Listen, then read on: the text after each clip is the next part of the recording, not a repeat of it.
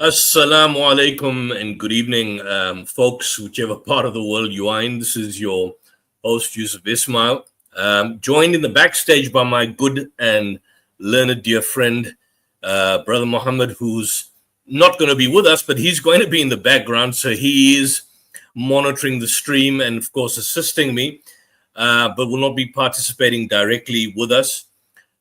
There's been so much that is happening, so much that has been happening. We're going to unpack what we can in the limited time that we have. It is blistering hot. I believe it's 7:30 in the evening in the United Kingdom. It's about 9:30 in South Africa. It's close to bedtime for a lot of us. So, depending on how the stream goes, we won't go too long, but we'll obviously focus on some of the issues. The key point that has basically come out quite over the past few days is that the Assad regime, the murderous regime, the brutal regime that has been engaging in so many atrocities over the past decade, and certainly over the past, I think, 60 years, under his father Hafez al-Assad, has been finally toppled. A dictator has come to an end as dictators and empires collapse. The question now is, it's been toppled. What will fill the vacuum in Syria? Who will fill the vacuum in Syria? And it's quite clear that the challenges ahead are truly daunting for a country that's torn apart by 13 years of civil war and split between rival factions. I think we could use the word historic in describing the toppling of Assad regime, because it's after more than 50 years of brutal dictatorship. 50 years from now, 2024, go back 50 years. You're looking at close to 1970 in that particular time. And of course, the people of Syria and various people around the world are jubilant. We've seen signs of jubilancy. We've seen signs of jubilancy when Iraq's Saddam Hussein was deposed and Libya's Muammar Gaddafi. Yet, these memories, of course, carry a warning and a threat. And the warning is that, whatever the situation is and whatever the outcome is, and I just had a pre-chat with Brother Muhammad, and he's, cautiously optimistic, but of course, and hopefully myself, we all have to be cautiously optimistic. We don't know where we stand at this particular juncture, but what we do know in the past is that joy can quickly turn to tears, and that liberation can quickly turn to renewed repression. And, authoritarian structures that are collapsing sometimes lead to an uncontainable descent into chaos. And so the threat that you've got there in the entire Middle East is that there's this kind of ensuing political and military vacuum that will obviously be contested by self-seeking actors interested not in justice and reconciliation, but, who knows, power and retribution. And so in Syria, I think the Guardian made the point that revenge is a dish served hot, and it's certainly back on the menu. So we're gonna be focusing on Syria, but before we go into the discussion on Syria, there is a phenomenal recent report that has basically come out by Amnesty International's report. And I just want to share this. I just want to share this particular report that has come out. This is a screen from Amnesty International, directly from the website. And it is a report that is documenting. It's a report that's basically documenting the genocide that has basically been committed by Israel against Gaza since the 7th of October. Now, all of you are well aware of, and we've discussed it at length, the ICJ application that was being brought by the South African government in early 2024. Now we've got a standalone executive summary of the situation in Gaza, and it's called "You Feel Like You Are Subhuman: Israel's Genocide Against the Palestinians in Gaza," the executive summary index. Here's it here. And essentially, just to basically possibly go directly into it, this particular report, if we go to this report, I just want to give a brief summary on this report, and we may basically discuss some of the issues that are there and that are in fact contained in this report. The essential point, here's it. If we can share the screen, Brother Mohammed. The essential point is that the Amnesty International did an investigation, and they came to a conclusion that Israel is committing genocide against the Palestinians in Gaza. And the quote, as I'll read you, Amnesty's report demonstrates that Israel has carried out acts prohibited under the Genocide Convention with specific intent to destroy Palestinians. These include killings, causing serious bodily or mental harm, and deliberately inflicting on Palestinians in Gaza conditions of life calculated to bring about their physical destruction. Month after month, Israel has treated Palestinians in Gaza as a subhuman group, unworthy of human rights and dignity, demonstrating its intent to physically destroy them. And this is a quotation by Agnes Callamard, that's the French Secretary General of Amnesty International. She goes on to saying, our damning findings must serve as a wake-up call to the international community. This is genocide. It must stop now. States that continue to transfer arms to Israel must know that they are violating their obligation to prevent genocide and at risk of becoming conclusive to genocide. And this is their conclusion. This is a conclusion that she makes. This is the conclusion she makes. Here's what she says. Let me just expand this here. Our research reveals that for months, Israel has persisted in committing genocidal acts, fully aware of the irreparable harm it was inflicting on Palestinians in Gaza. It continues to do so. It continues to do so, regardless of the rulings by the ICJ, regardless of the catastrophic humanitarian situation, and of course of the legally binding decisions of the International Court of Justice, which ordered Israel to take measures to assist humanitarians, and they go on. So the discussion is, what they then did is that Amnesty International then, between over 9 months, it interviewed about 212 people. They included Palestinian victims and witnesses, local authorities in Gaza, healthcare workers, and they conducted field work and analyzed an extensive range of visual and digital evidence, including satellite imagery.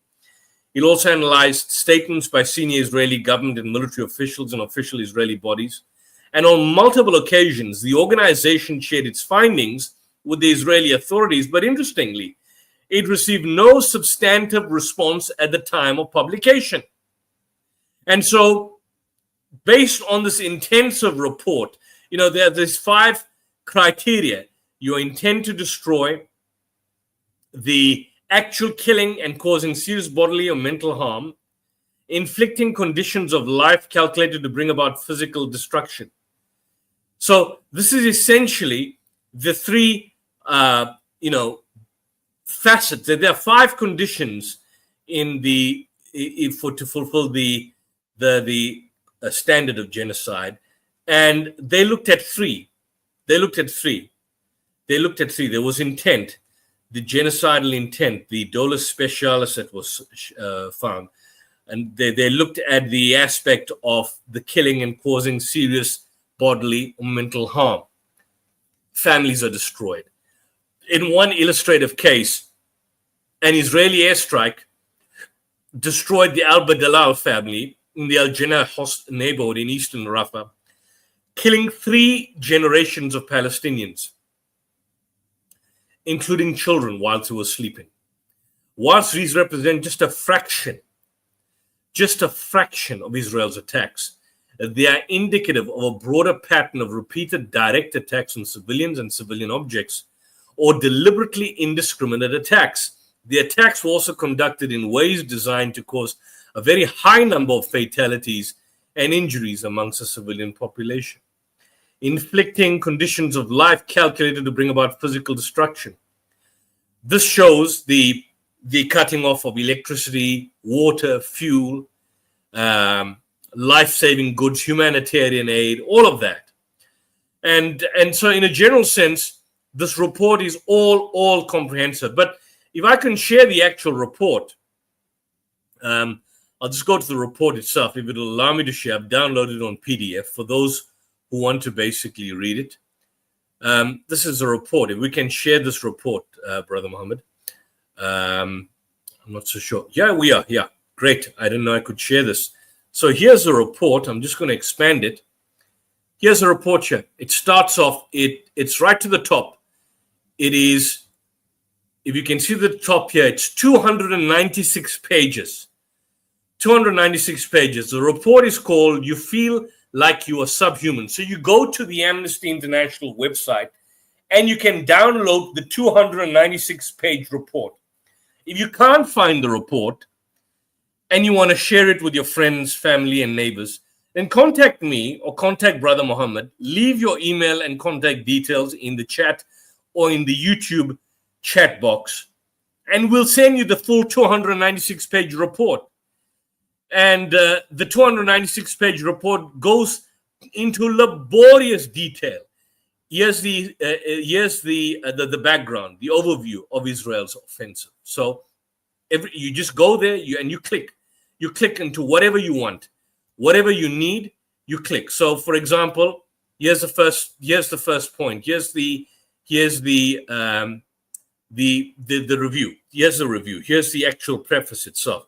The overview of Israel's offensive, genocide under international law, it defines it, killing and serious injury, inflicting conditions of life, specific intent, conclusions and recommendations. This is just the executive summary. That's just the executive summary. And we had a summary of the executive summary. And of course, then it goes into the scope and methodology, the research and the analysis, the engagement with Israel and Hamas authorities. It gives us a scientific basis in terms of how it goes on. And then it goes into laborious detail in terms of various factors. Look at this. Look how comprehensive this is.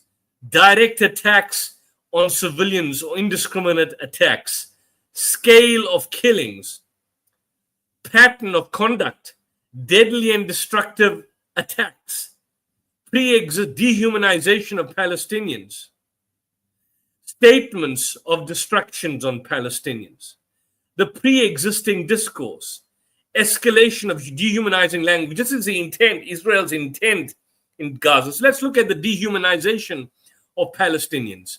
Israeli officials as well as other politicians, because people always make the argument, well, nobody has the intention, but intention is the most important point. And here we have a situation where, as you can quite clearly see, that there's dehumanizing racist language that has been used since October 7th. Scholars of genocide have argued that genocide is a process often accompanied by the othering and dehumanizing of the targeting group, which is usually regarded as inferior or threatening. It gives you the background, it gives you the report. Pre-existing discourse prior to October 7th, not only had Israeli authorities failed to prevent and investigate this discourse, they had actively encouraged it through numerous senior statements by senior officials over the years. So it's not just after October 7th. The dehumanizing, racist, derogatory language was used against Palestinians before that. And it goes and gives examples of Operation Protective Edge and the kind of racist speech and slurs that were basically used there. It gives various examples. I mean, this is so comprehensive, so comprehensive that to even discuss this itself, you need a separate show just to go this, and possibly we may in the immediate future go through this in detail. This 296-page report. Right now, it's going to be a slightly shorter segment where we probably will dedicate a program, probably a 2 or 3 hour program, where we laboriously go into this in detail. So those who are too lazy to read this will basically be able to look at the stream and essentially give us some sort of analysis in terms of what this entire report is. Then you go back to the preface. If you want to go back to the preface, it gives the situation before October 7th, the situation after October 7th. It gives the definition of genocidal acts. It gives a scale of the killings and the injuries and the direct attacks on civilians or indiscriminate attacks. You go here. There were 15 airstrikes that were investigated by Amnesty International. They took place in 15 locations across Gaza. 4 locations, and they go into detail in relation to these attacks. For example, the attack on the Al-Dos family. The strike killed 15 civilians, including 7 children. Amnesty International did not find any evidence of a military objective, meaning the usual canard and charade and lie about Hamas, there was nothing. Even Israel couldn't present that look, we were going after Hamas, which is a usual excuse. So that's one of the first early attacks in 7 October 2023. Look at the date. 7th of October 2023. Well, that's when Hamas is supposedly attacking Israel. But Israel already started attacking the Al-Dos family. Attack on the Al-Nakla family on the 8th of October 2023. The strike killed 4 civilians, 2 children. Amnesty did not find any evidence of a military objective. Attack on the Jabalia refugee camp. This we've discussed at length, myself and Brother Muhammad, over the past several months, some time back. The strike killed 70 civilians. Amnesty International did not find any evidence of a military objective. The Israeli military made contradictory remarks and failed to substantiate them. You know what they were? They made the claim that there was a Hamas, and this is you can go, the footnotes say, take you to the source. They made the claim there was a Hamas operative, and we made the argument, so you want to get one Hamas operative and kill 70 civilians in doing so, knowing full well you're going to kill them. But Amnesty International studied it. They found no Hamas operatives. Attack on the Hijazi family home. The strike killed 16 civilians, including 3 children. Amnesty International did not find any evidence of a military objective. The attack on the Al-Najjar family in Deir al-Bala on the 10th of October. This is the first week, folks. First week. You know how they gave the idea that, it was only weeks later that they started. This was the first week of the 7th of October. The strike using a US-made JDAM bomb, that's a dumb bomb, killed 24 civilians, including 9 children. Amnesty International did not find any evidence of any military objective. So where are the Israeli supporters? Where are you, Israeli supporters, you shameless supporters? Where are you? And here's a figure. This is 15 cases of airstrike killing civilians in Gaza. This is a table. This is a library. This report is a library of information. For those out there, and this is what we can do. Those out there who are involved in debate, discussion, download this 296-page report. Extract key salient points. Go to your neighborhoods. Go to your public speaker's corner in London's Hyde Park. Go out there and speak. Start speaking. Make charts and show the people. Educate the fools out there who are supportive of Israel. These are some of the attacks. This is just a few. This is a marginal few that they've identified. Remember the St. Porphyrius Church? We discussed this as well last year. 18 civilians were killed, 8 children, 3 generations impacted, 1 building damaged. Phenomenal report that you have here. Library of information. The map shows locations and key details of the impact of 15 Israeli airstrikes investigated by Amnesty International between October and April. The strikes killed at least 334 civilians, including at least 141 children. This is just 334 civilians, and already it's more than a genocide. How many have Israel killed on conservative figures? Well, according to the Hamas Health Ministry, we always run it down, Hamas Health Ministry, 44,000. But according to the Lancet report, the Lancet Medical Journal, 200,000, taking into account the people on the rubble and, of course, the death, the diseases, the infections, fact that sewage, stench is all over, total dehumanization that is happening. So you can go on in this report. Attack on the St. Porphyrius Church, Strike killed 18. Amnesty International did not find any evidence of military objective. Attack on the Al-Aidi family. Amnesty International did not find any military objective. Attack on the Abu Muailek family. Amnesty International did not find any military objective. The attack on the Harb family homes. Amnesty International did not find any evidence of military objective. Attack on the Shahada family home. Amnesty International did not find any evidence of military objective. Attack on the Zurb family homes. Amnesty International did not find any evidence of a military objective. Am I boring you, people? Attack on the Nofal family home. Amnesty International did not find any evidence of military objective. Attack on the Market Street. Amnesty International did not find any evidence of military objective. The Israeli military claimed it was investigating the strike. When? 16 April 2024. And look at the deaths. Look at the deaths. Murder. This is clear-cut murder. Murder, murder, murder. Murder, murder, murder. Attack on the Abu Radwan family home. MR500 bomb. 9 civilians, including 6 children, killed. Amnesty International did not find any evidence of military objective. Attack on the Abdalal family home. Amnesty International did not find any evidence of military objective. Again, murdering 20 children, 20 civilians, including 16 children. So Amnesty International investigated the attacks. Field workers visited 15 locations to collect evidence and identify survivors. Field workers visited hospitals. They took photographs. They surveyed photographs, filmed the locations. Amnesty then remotely interviewed 74 people affected by the attacks. Of these, 66 were survivors and other witnesses, and 8 were relatives, individuals killed. Its specialists reviewed relevant medical reports, videos, and photographs showing the site.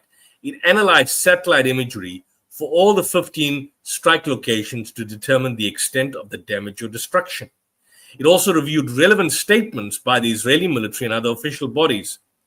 And whilst the Israeli military provided a response only on 2 occasions to the media attacks, one was on the St. Porphyrius Church compound and the other on Al-Maghazi, it said that the explanations were vague and general, and the Israeli military failed to substantiate its claim that there were legitimate military targets or fighters in the targeted buildings or in their vicinity.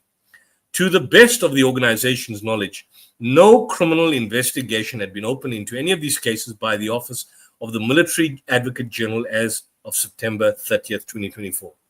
So you remember on this forum, we had many people, many Zionist thugs, many trolls coming on to say, look, Israel will investigate. If there's we had a couple of weeks ago, a chap called Matt, Nutcase and Nutter, if he made the point that Israel will certainly investigate itself. These are rogue soldiers. But here we have a situation of command responsibility. And on the basis of the investigations, Amnesty International concluded that in all 15 cases, the location struck was civilian objects and that Israel had launched the air strikes. It also concluded that in 14 of the attacks, the individuals in the locations hit received no prior warning, and that in the 15, the attack on the Al-Nakla family home in Nusayrat refugee camp, the individual did receive a warning, but it was not an effective one. In that case, the family left their home immediately after the neighbor had received a warning that his home had been bombed. Since 5 hours had elapsed and no bombing had taken place, the family thought it was safe to return to collect their necessities. It was upon their return that the home was bombed by the Israeli forces, killing 4 people and injuring some 20 others. So the Israeli bastards, their mouths were watering, waiting like the genocidal god Yahweh, waiting in anticipation for them to come back. And when they came back, they bombed them. Again, Amnesty International did not find any evidence of the case that there was any kind of legitimate military objective in or near the location struck, or that any of the strikes were directed at a particular military objective. And this is only a few of the thousands. Imagine if you were to do an assessment of all 44,000 that were murdered. What would the outcome be? What would the outcome be? And in all these, they use US manufactured joint direct attack munitions were used by Israel. Insane. Here's satellite imagery. Here's a satellite imagery about a family. About 20 members of the extended Nasman family were amongst Thousands of families were displaced in the Gaza city. On the 14th of December, at around 11:45, an Israeli strike hit and destroyed a house in Rafah where they had settled, a 3-story house belonging to Abdullah Shahada in the Brazil neighborhood. The 69-year-old retired surgeon, former director of the hospital, was killed alongside 30 civilians, 11 children, 8 men, 11 women, at least 10 others were wounded, and some 45 people had been residing in the particular building. And here's the figure. Here's the figure. These are civilians. Satellite figure shows a house that was basically destroyed. The oldest victim of the attack was an 86-year-old man, whilst the youngest was only 3 months. Ayla Nasman, his grandparents, mother, 2 siblings, all killed in the attack. Her father was amongst a few of the extended Nasman family to survive the attack. And what's left with them? What happens to them? What happens to them at the end? Here's the family, the Shahada and Nasman family. These look like Hamas? Do any of these look like Hamas to you? This is the question. Not that there's anything problematic with Hamas. I support the Hamas resistance. I've been open and candid about it. I have no problem with that, so long as it targets Israeli soldiers, even killing Israeli soldiers, Israeli military infrastructure, taking back land, taking over land, occupying land inside Israel proper. No problem with that. That's totally acceptable. Within international law, it can do that. But this is a family. This is the Shahada and Nasman family. Look at the children. Now, you remember October 7th where they spoke about beheaded babies and all that kind of garbage. Only two were killed. One accidentally and the other basically in the crossfire, and when taken to hospital, eventually died at hospital. But look at these, and how many such children of this age have been killed? I mean, we're not even talking about people like, I need to just check. I don't think this dealt with the separate report of Hind Rajab. I mean, how many Hind Rajabs were there in Gaza? You tell me. I mean, how many disabled people? We had that infamous case of the disabled boy. The Israeli soldiers put their attack dogs on him, fully aware, before the entire world. Look at this family. Do any of these people look like militants to you? Look at these. Wiped out. Beautiful people. Look at these children.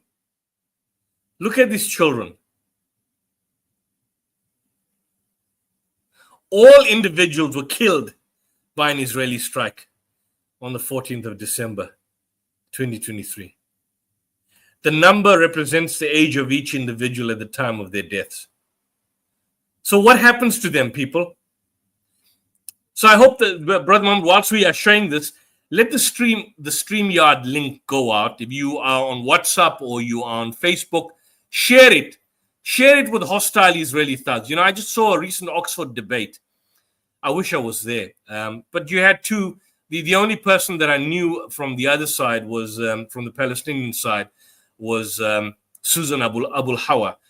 Phenomenal, resilient lady. I don't know. So I don't know the other Palestinian speakers. But then you had these two thugs, scumbags.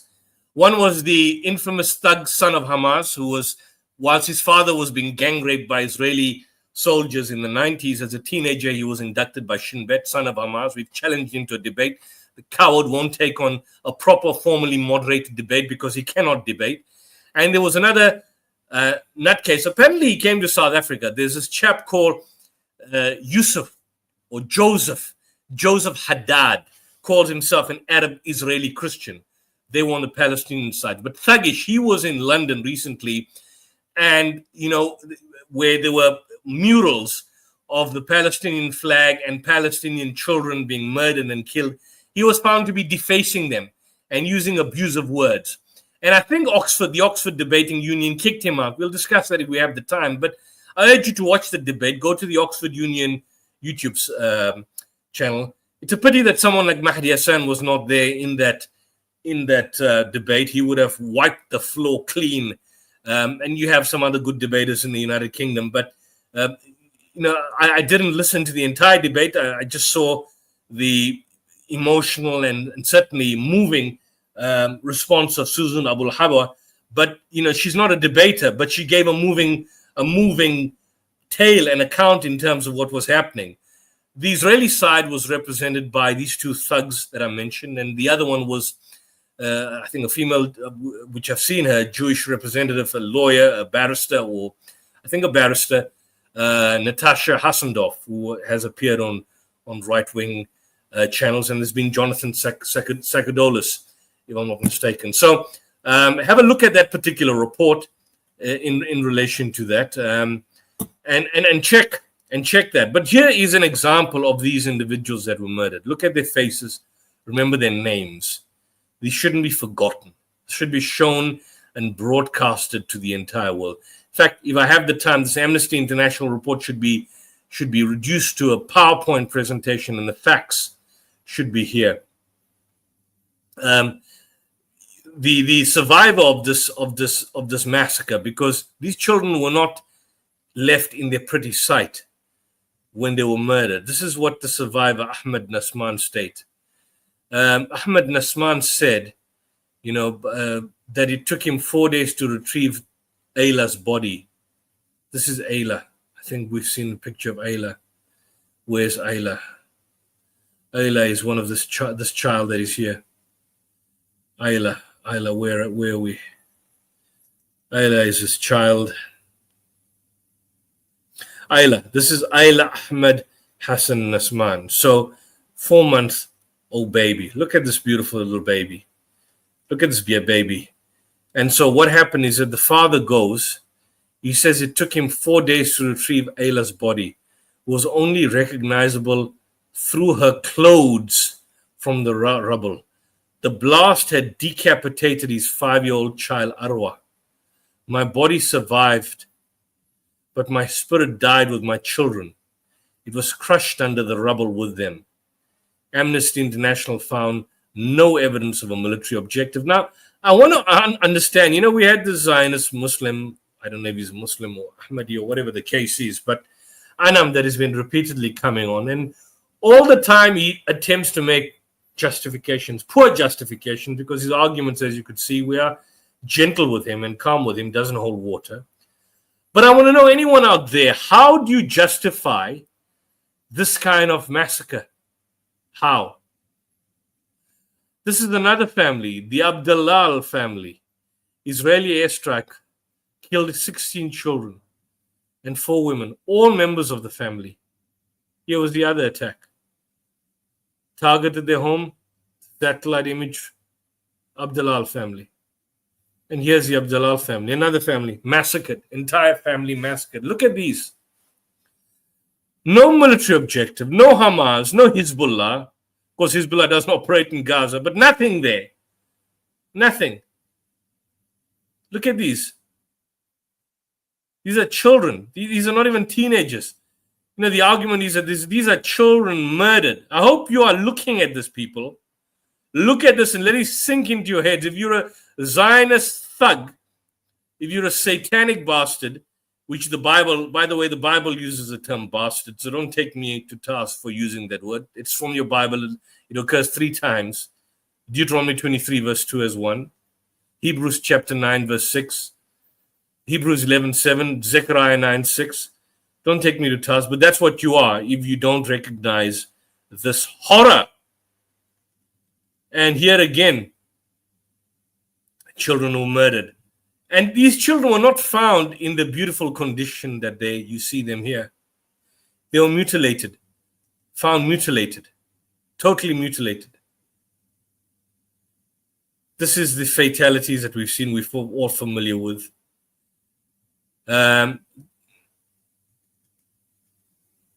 The Ministry of Health state that approximately 97,590 have been injured by since October 7th. but it's obviously clear that it's more.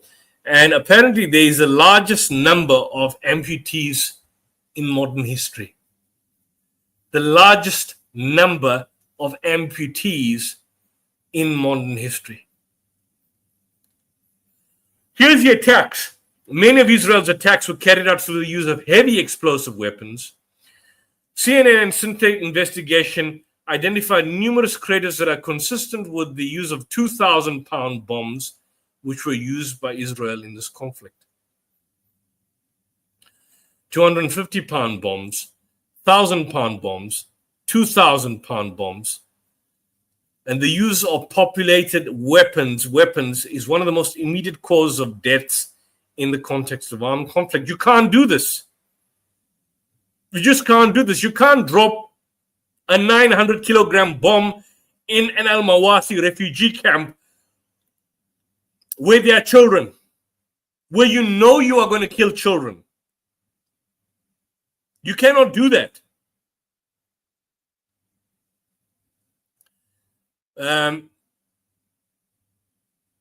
One Palestinian doctor told Amnesty that at the Al-Ali Arab Baptist Hospital, I think it's a Christian hospital in Gaza, they had to dedicate 1 day a week where they only performed amputations. He explained that most of the amputations were the results of injuries caused by explosive weapons, where amputation was the only option. Explosive weapons are also known to pose unique risks to children due to their anatomy and physiology. Children cannot afford to lose as blood as adults, with proportionally larger vital organs, make them most vulnerable to blasts and trauma. Children are significantly more likely to suffer head injuries from blast injuries and eye and ear injuries, which are very common blast injuries. So, what do people say about this? I'm going to come back to this. But in the meantime, for those who are listening, and I don't know if there's anyone that's in the stream here, I want you to look at this video that has been produced by Amnesty International, which is a summary of the report, and we're going to open it up so we can listen. I'm just going to expand the audio. I think the audio is clear, and let's basically go to this. Let's go through this. Some viewers may find this disturbing. Watch this. Yoav Galant. We're laying a complete siege on Gaza. אין חשמל, אין מזון, אין מים, אין דלק. הכל סגור. אנחנו נלחמים בחיות אדם ואנחנו נוהגים בהתאם.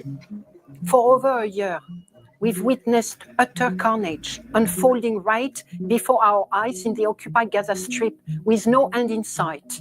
Many have described this carnage as the first live-stream genocide, day after day. What has your government done to prevent this genocide? What have your political leaders done? What are they doing now?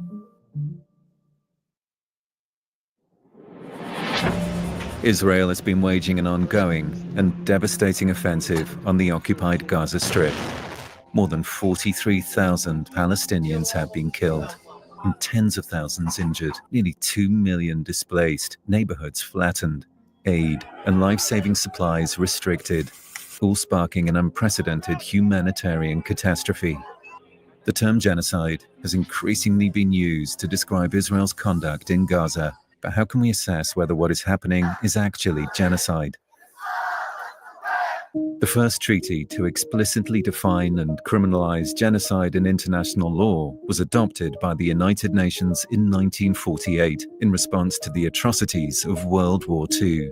To prove genocide has taken place, you need to show that one or more acts prohibited by the Genocide Convention was carried out and that it was committed with the intent to destroy in whole or in part a national, ethnical, racial or religious group, in this case, Palestinians.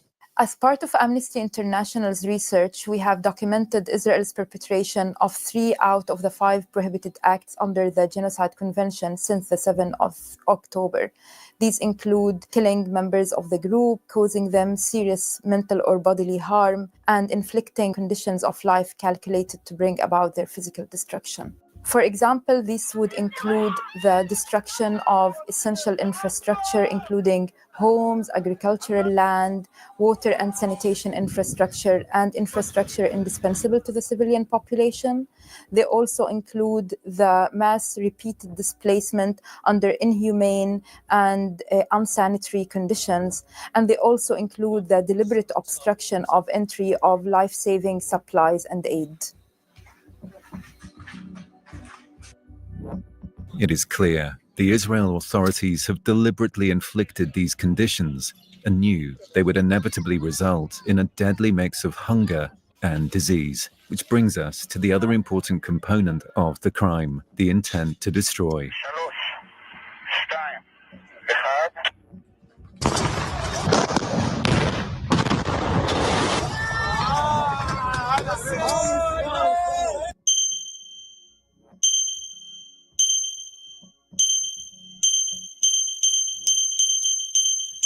It's an entire nation out there that is responsible. It's not true. This rhetoric about civilians not aware, not involved, it's absolutely.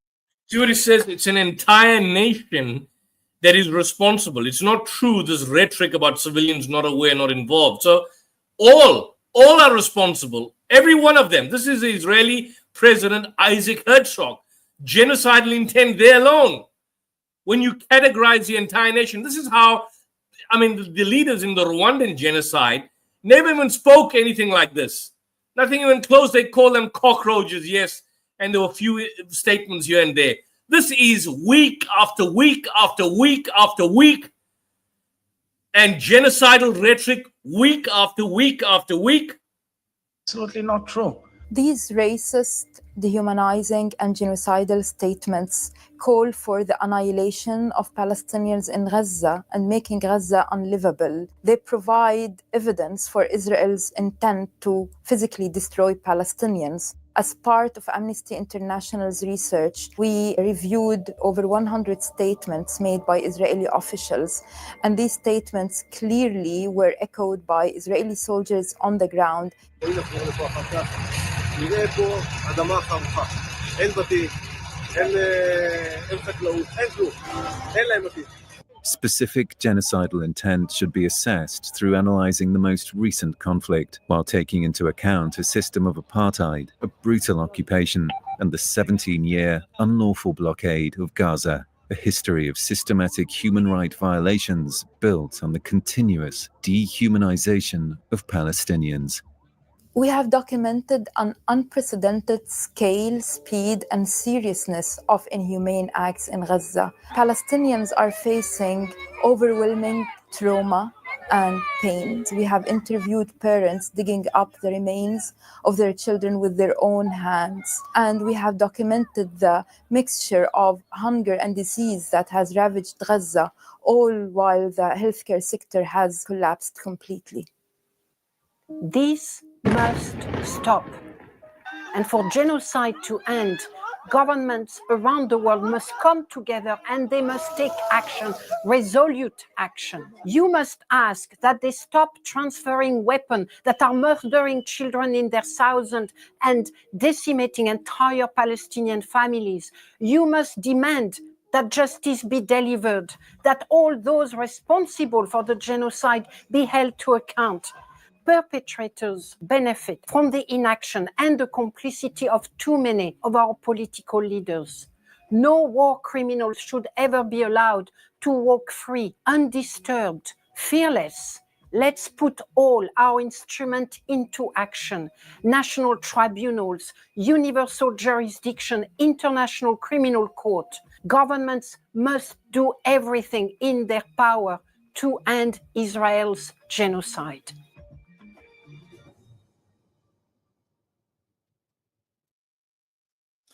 So for those of you who watched this, basically, how do you explain any of this? How do you explain this kind of It destruction? is clear the Israel authorities have deliberately inflicted these conditions and knew they would inevitably result in a deadly mix of hunger.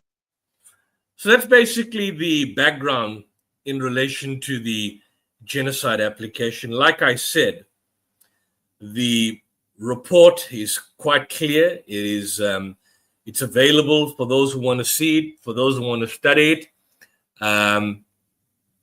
You can download it. It's 296 pages. Share it back again on the screen, Brother Muhammad, for those who have not seen it.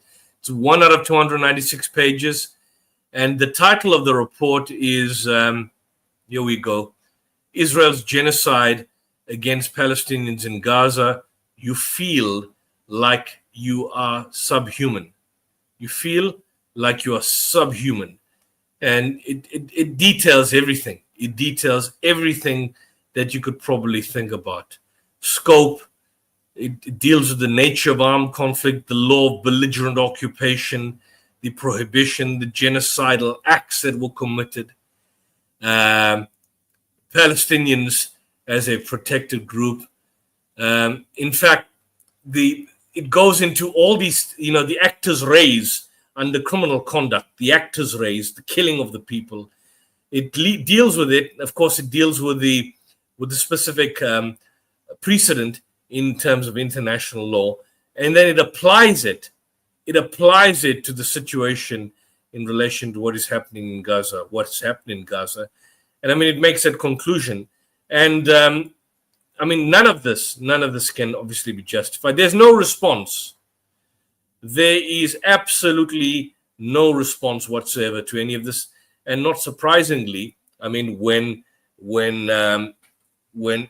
Israel has basically, when the United States has been questioned about this, when their spokespeople have been questioned about this in terms of what is basically happening, what has been transpiring, their usual response is, as expected, shameless, absolutely shameless form of disregard, a shameless, callous kind of understanding in terms of what is happening. In fact, looking at all forms of excuses in attempting to justify what is essentially going on. I mean, despite the fact that there's been demands by medical workers explaining the situation in terms of what is happening. There was a clip I saw. This was a clip by the Amnesty International chief. I'm going to try and share this and open this up here. Let me just close this and stop this. I'm going to share. This is her name, Agnes Kalimard, and let me try and share this particular clip. And for those that you can see this, let's try and see this and have a look at the comments. And then Matt Paulson, who's, I don't know if he's in the background as well. He can probably come and comment.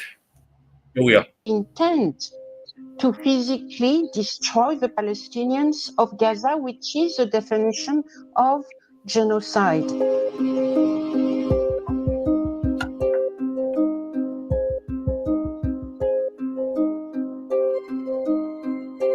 That's her. We have determined that Israel is committing 3 prohibited acts by the Geneva Convention, which are killings, inflicting bodily harm on people, and inflicting conditions of life that are calculated to bring about their physical destruction.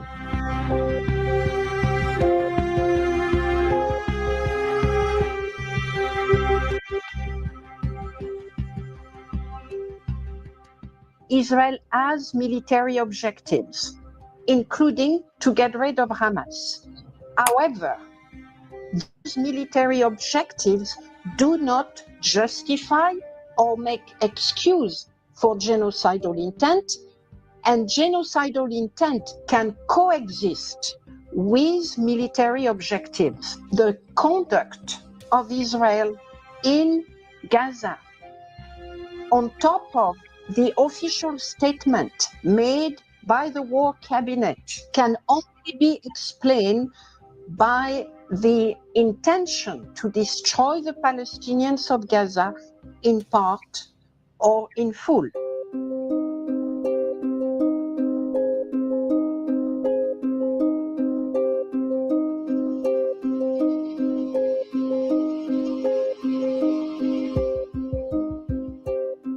The deliberate targeting of Palestinian civilians without any military target in sight.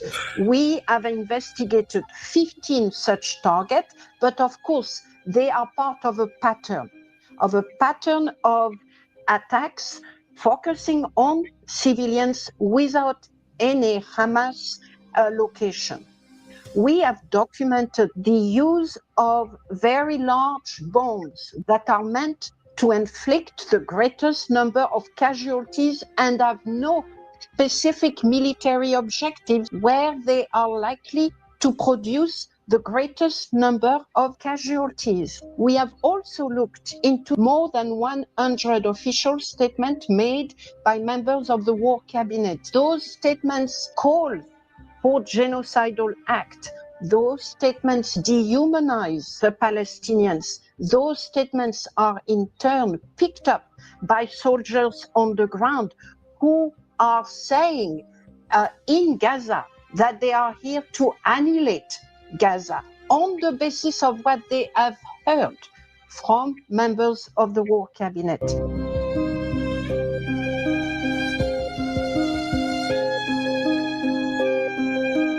So that's Agnes Kalimad in relation to what we had. And this is a point I was making, is that even if you claim to have a military objective, it doesn't mean that you do not necessarily commit a genocidal act, acting specifically with the dolus specialis or the genocidal intent. But they, in the report I just showed you, the 300-page report, and looking at all those particular killings and murders that were being committed, there's no military objective identified in any of that. None whatsoever. And so this is basically just vindicates what we've been saying over the past several months since October 7th. I do believe we have someone that is with us. Who do we have, Brother Muhammad? Let me just close the screen here so I can get back to the main channel. Brother Yemeni, assalamu alaikum. Wa alaikum assalam wa rahmatullahi wa barakatuh. How are you, akhi? Alhamdulillah. So we've seen lots of developments happening and just went through this particular report, but share with us some of your thoughts, brother. I mean, we've been saying this for more than a year, not just from October the 7th, where many people think history began. We've been saying it for decades, the Muslims in general, as well as activists around the world that have been fighting for the Palestinian cause. That it's a genocide, it's just, alhamdulillah, with the, favors of Allah that He has bestowed upon us, and He has put it into the hearts of the people to actually make it something that is quite significant on the world stage in terms of the ICC and the ICJ. So, of course, as we know, every victory comes from Allah, and Allah will have His victory done with or without us. Unfortunately, at the moment, it's being done without us. So really the message is, for those who claim to, from among the Muslims who claim to love the Palestinians and want their safety and everything, I mean, you got to ask yourselves, what's your part in this? You have to understand, because let's be honest, the Jews, I'm not going to call them Zionists. There isn't a difference between a Zionist and a Jew, no matter how many people like to say there is. The Jews are very open in wanting to kill your brothers and sisters. You should be as equally open to say that you have actually not just declared war upon the Muslims, but you have actively killed innocents. This is something that will not stand. Now, as I mentioned, the what's happening on the world stage is beneficial for the non-Muslims, but let's be honest, the human rights and the Geneva Convention and stuff, there are many things within that do not align with the Sharia. Yeah. So that's not our measuring stick. And the Geneva Convention and the ICC and all of this. Where is the actual power? There isn't. We've seen the ICJ ruling. We've seen the ICC issue the arrest warrants. What will actually happen?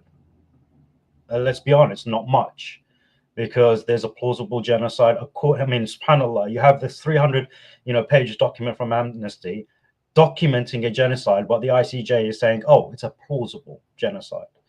Where is the benefit? Yes, we can say that, alhamdulillah, there is that awareness and there is that acknowledgement, but it's not enough. It is not enough.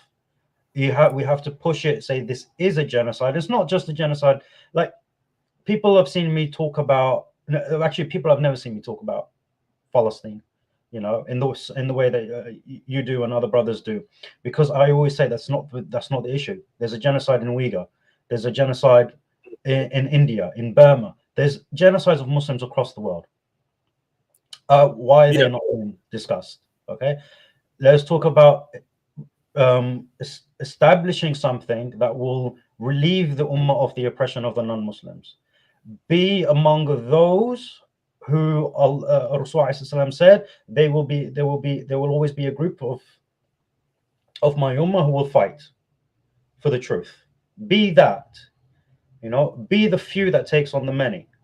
But we have to make sure that we don't rely upon entities like the ICJ and ICC and this Western. I think the important point to raise from that is that most of these instruments, in fact, if you look at instruments like the ICJ, the Genocide Convention, these basically emerged in the context of in the context of the victor, in the context of the imperial Western, overcoming what happened during the Second World War. So it comes with a particular bias, and that is specifically a Western bias. And the ICC is the same thing, the International Court of Justice, same thing, a lot of these international legal instruments. And it served them well for a number of years.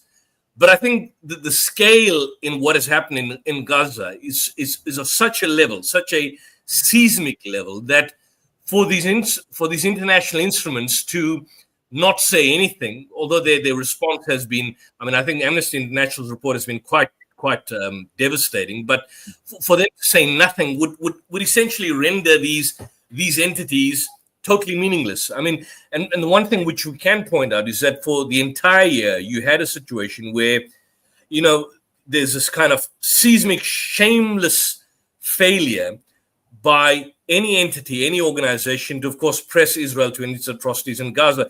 If the ICJ were, for example, to have made a ruling or even an interim ruling, it would then go back to the United Nations General Assembly. It will probably then go to the Security Council for determination as to what military steps are to be adopted against Israel in light of a decision made by the International Court of Justice. And that's probably going to be vetoed. At the end of the day, these may have some sort of legal import, but in terms of practical exemplification, in terms of how you are going to implement the outcomes of these particular reports, how do you realistically effect an arrest? I don't know if you from the United Kingdom, if Netanyahu hypothetically enters the United Kingdom, will your government have the gall or the moral proclivity to effect an arrest warrant against him? I don't very much doubt it. The same thing in the United States. It's a question of this duplicitous double standard that I speak out all the time. And 100%. That's combined with this extensive insanity by the international community. I think the elitists, at the very least, not because I think at the grassroots levels there's an awareness in terms of what's happening, but at the elite levels, there doesn't want to be a change, and they're now sensing the seismic shift that is happening by people on the ground, waking up to the game that has been playing over the past several decades. Well, in all honesty, I disagree to some parts that you said, because the seismic level of what's been happening in Gaza has been going on for decades, and people have been talking about it for decades, and there have been demonstrations en masse for decades. So the awareness. But I think there's been a shift recently, in the sense that in the past, Israel used to get away with its propagandist narrative. And I think on one level, it is to a certain extent in terms of the corporate media, but on another level, I think the social media and the alternative media space has somewhat, I don't know if you've seen that, but I see some sort of challenge against that status quo narrative where Israel always dominated the propaganda waves, the propagandist ideology. People are no longer buying into that. I don't know if you get that sense in the United Kingdom. No, 100%. I mean, social media changed the game completely. The invention of social media and alternative media has changed the game completely in terms of being able to access the truth and the reality of what's happened. And as we know, we're seeing everything that's happening in Gaza live. As soon as it happens, we know about it. So from that perspective, yeah, it's very easy to debunk. But in terms of the Israeli or the Jewish propaganda and the slaves of the Jews, being the Western corporate media, they're still doing the same thing, peddling the same. Yeah, no, they are. And people have been calling it out before and finding out the truth before, but because of social media and alternative media, it's now more easy to make that as loud as corporate media, as compared to before. So yes, there is a shift there, but it's exactly the same. The awareness and stuff, and there was still a lot of protests and stuff, and subhanallah, I just never understand why Muslims go out and protest. It's not our thing. But it's just I don't think that any of this will change anything, because even the United Nations, as you mentioned, all of these agencies were set up after the Second World War to protect Western interest. And I know the title screamed, "What's next for Syria?" I mean, for example, let's take us what's happened with Bashar al-Assad now that he's left for Russia. Well, I was driving home today, and we've got LBC, a radio channel in the UK. You might have heard of it, but no, but I follow LBC. I follow one of the guys. Is it James O'Brien, right? Yeah, James O'Brien is pretty good. Yeah, he's pretty good. Yeah, but it was Tom Swarbrick that I was listening to, because that's who's on my way home. And it was they were talking about Syria, and the first thing, and this is why I always say to the Muslims, stop criticizing the rulers, including Bashar al-Assad. They're going to say Madkhali and everything. I'm like, you bloody idiots. I'm making it very clear. Stop being idiots, because Bashar al-Assad, was he a tyrant? Yes. Do you still not rebel? Yes. Why? Because Rasul said so. End of story. When we say La ilaha illallah Muhammadun Rasulullah, we say Muhammadun Rasulullah because this is the ittiba'. This is who we obey and follow. Okay? So when he says that, he is aware, Rasulullah was made aware that there will be oppressive rulers that rule over the Muslims, who themselves are Muslims. So you don't, I just want to clarify, you don't support the, look, I've got two minds because I don't know the background of Jolani, but you don't support what happened in Syria in terms of the people. Okay. Yeah, I don't. So now there's two sides. Is it a good thing that Bashar al-Assad has fled? Yes, 100%.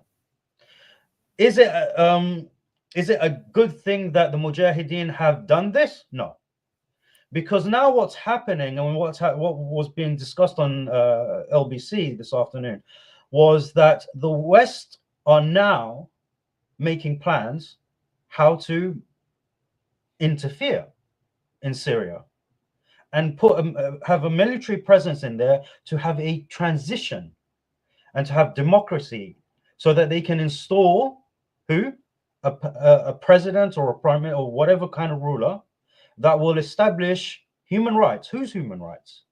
It's not the Sharia. It's not like what the Taliban is doing in Afghanistan.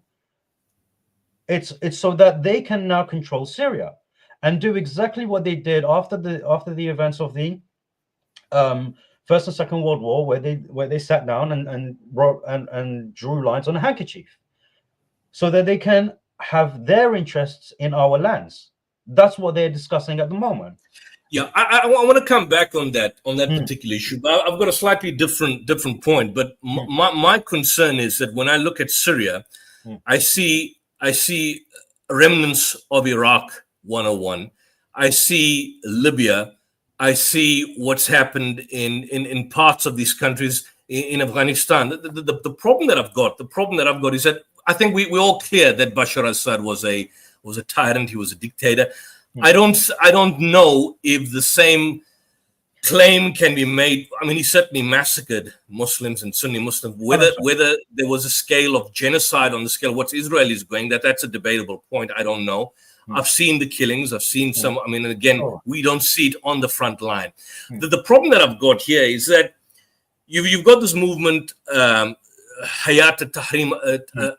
Tahrir al-Sham, which is now being led by this chap called al-Jawlani. And one of the points which I had, which kind of disturbed me initially, is that one of the individuals that was backing, and you may have seen this clip, backing this particular the revolution or the deposing of Assad, was in fact Netanyahu and the Israeli government. In fact, there was a news item by the Times of Israel, and I must just bring it up, and I think it was mentioned by the political analyst Bassam Haddad, where he raised the concern that from the Israeli perspective, they saw this as good, because what has now happened since they came to power, they immediately took over areas which in terms of, I think, the 1974 agreement that they had with Syria, the Golan Heights, which was under Syrian autonomous rule. What then happened is that they've taken over that. They've taken over that area. So, I mean, if this group came in and they took over, for example, to say, look, get out of the Golan Heights. The Golan Heights belong to us. That's a different situation. But it's not. They've gone over. They've taken over Damascus. All well and good that Assad is gone. He's not been punished for war crimes. He's gone and stayed with Putin in Russia. He's got some sort of security that's there. And immediately afterwards, the United States started carrying out a dozen airstrikes. The 1974 agreement with the Syrian government, that is the Syrian Golan Heights agreement, where they took over part of the Golan Heights, but certain portion was controlled by the Syrian army. But now that the Syrian army ran away, Netanyahu immediately occupied that. So they took over greater land. And so that is my only concern, is that I want to see how this plays out. I was having a chat with Brother Mohammed before the stream started. I have doubts, why, if you look at history, if you look at what happened in Latin America, this seems to be a kind of a revolution, in inverted commas, that seems to be supported by the United States. It seems to be, one way or the other, backed by supported implicitly, at the very least, by Israel. And the right-wing Israeli tabloid is viewing this as a kind of a victory. So I don't know. It's too early to say what the outcome is. Yeah, the reason the Western tabloids are seeing this as a victory is because it is now in the playing field of what they want. Now, what this is being compared to is the Arab Spring. And the Arab Spring caused the destruction of multiple Muslim countries because of Muslims being encouraged by the West to depose their rulers. And as soon as they did depose their rulers, first and foremost, in the process of deposing their rulers, there was massacres by those said rulers who controlled the military. And when they lost, they fled the countries, or they were killed. And there was no law, there was no governing. So who ended up moving in? The West. Right? I agree with that. I think, look, from my personal point of view, and we may have an ideological difference in terms of revolution or change or transition from one to the other. But what I find in most of these particular situations, same thing in Syria, same thing that we saw in Iraq, is that you've got an authoritarian dictatorship. And then something comes and replaces it, but ends up becoming even more authoritarian than before. I mean, Iraq would be a classic example. Under Saddam Hussein, we know there was brutality. The Kurds were gassed. There was oppression under Saddam's regime. Nobody's a supporter of him. He was a Ba'athist. He was a secular Ba'athist. But once he was deposed, what came? What came? You had ISIS. You had the ISIS thuggery, the death cult coming, creating chaos. It's not some Islamic extremist group. It's a Jewish group. It's a Jewish extremist group. Now, the thing is, like I said, the wisdom. This is why whenever I speak in terms of the theological perspective, I bring the evidence with it. Rasulullah said to us, even if the ruler takes the clothes off your back, you remain patient until the will of Allah comes, right? So, and every hardship there will be ease. Now, those Muslims who have died under those rulers, there are many of them, 100%, you know, and inshallah they've died as martyrs, being killed. Now, for those people, you know, but that was better for them than what is currently happening. And we can see this. We've seen this in history. We've seen what happens when, for example, in the Ottoman Empire, when there was dissension in the Ottoman Empire, how quickly the Western armies tried to plot to go against the, you know, to weaken it even further. And due to the dissension within the Ottoman Empire leading up to World War I, that's what helped cause the dissolution of the Ottoman Empire in 1917. And since then, nothing has happened to the Muslim lands except the West coming in and carving it up as they please. And they are still doing it. The same plan is still being played. The same tactics are still being played. I want to ask you, how do you see this group? How do you identify this group that has come on? I don't know too much about them, but they were formerly Al-Qaeda. Now he claims to have had some sort of transition. What's your immediate take on this group? And I don't believe that this is a good thing for Syria. Now, because of the history, right? The fact is, Al-Qaeda, they are a terrorist group. Well, they have done. No, absolutely. Yeah, no question about it. So what's the difference between them and Bashar al-Assad? Absolutely nothing. Absolutely nothing. So where is the victory? The thing is, at first the West considered it a victory. Then they realized, oh, wait, hold on a second. There is this terrorist group that we created to, fight for our interests, and they stabbed us in the back. So now we're not too sure where we stand with them. It is, and to install a democracy, and that's what they are talking about, to install a democracy in Syria, which adheres to human rights and the United Nations and subscribes to all of this, rubbish. This is what they're looking for. But I don't think they care. I really don't think the United States cares, provided they have someone that is compliant. They care because but if they have someone that's compliant and supportive of Israel or doesn't pose a potential threat to Israel, they find to live with it. I mean, they did the same with the Taliban initially, at the very least, until the Taliban turned against them in 1996. Yeah. The same thing happened with many of these regimes that they put in. I mean, the Latin American situation is a classic example. It's a question of who's more sufficient, who's a more compliant dictator. In the Iraq-Iran war, Saddam Hussein was their man, was their compliant dictator. 100%. After 91, once he attacked the Kuwait and things turned against their interest, there was a shift, there was a change. Yeah.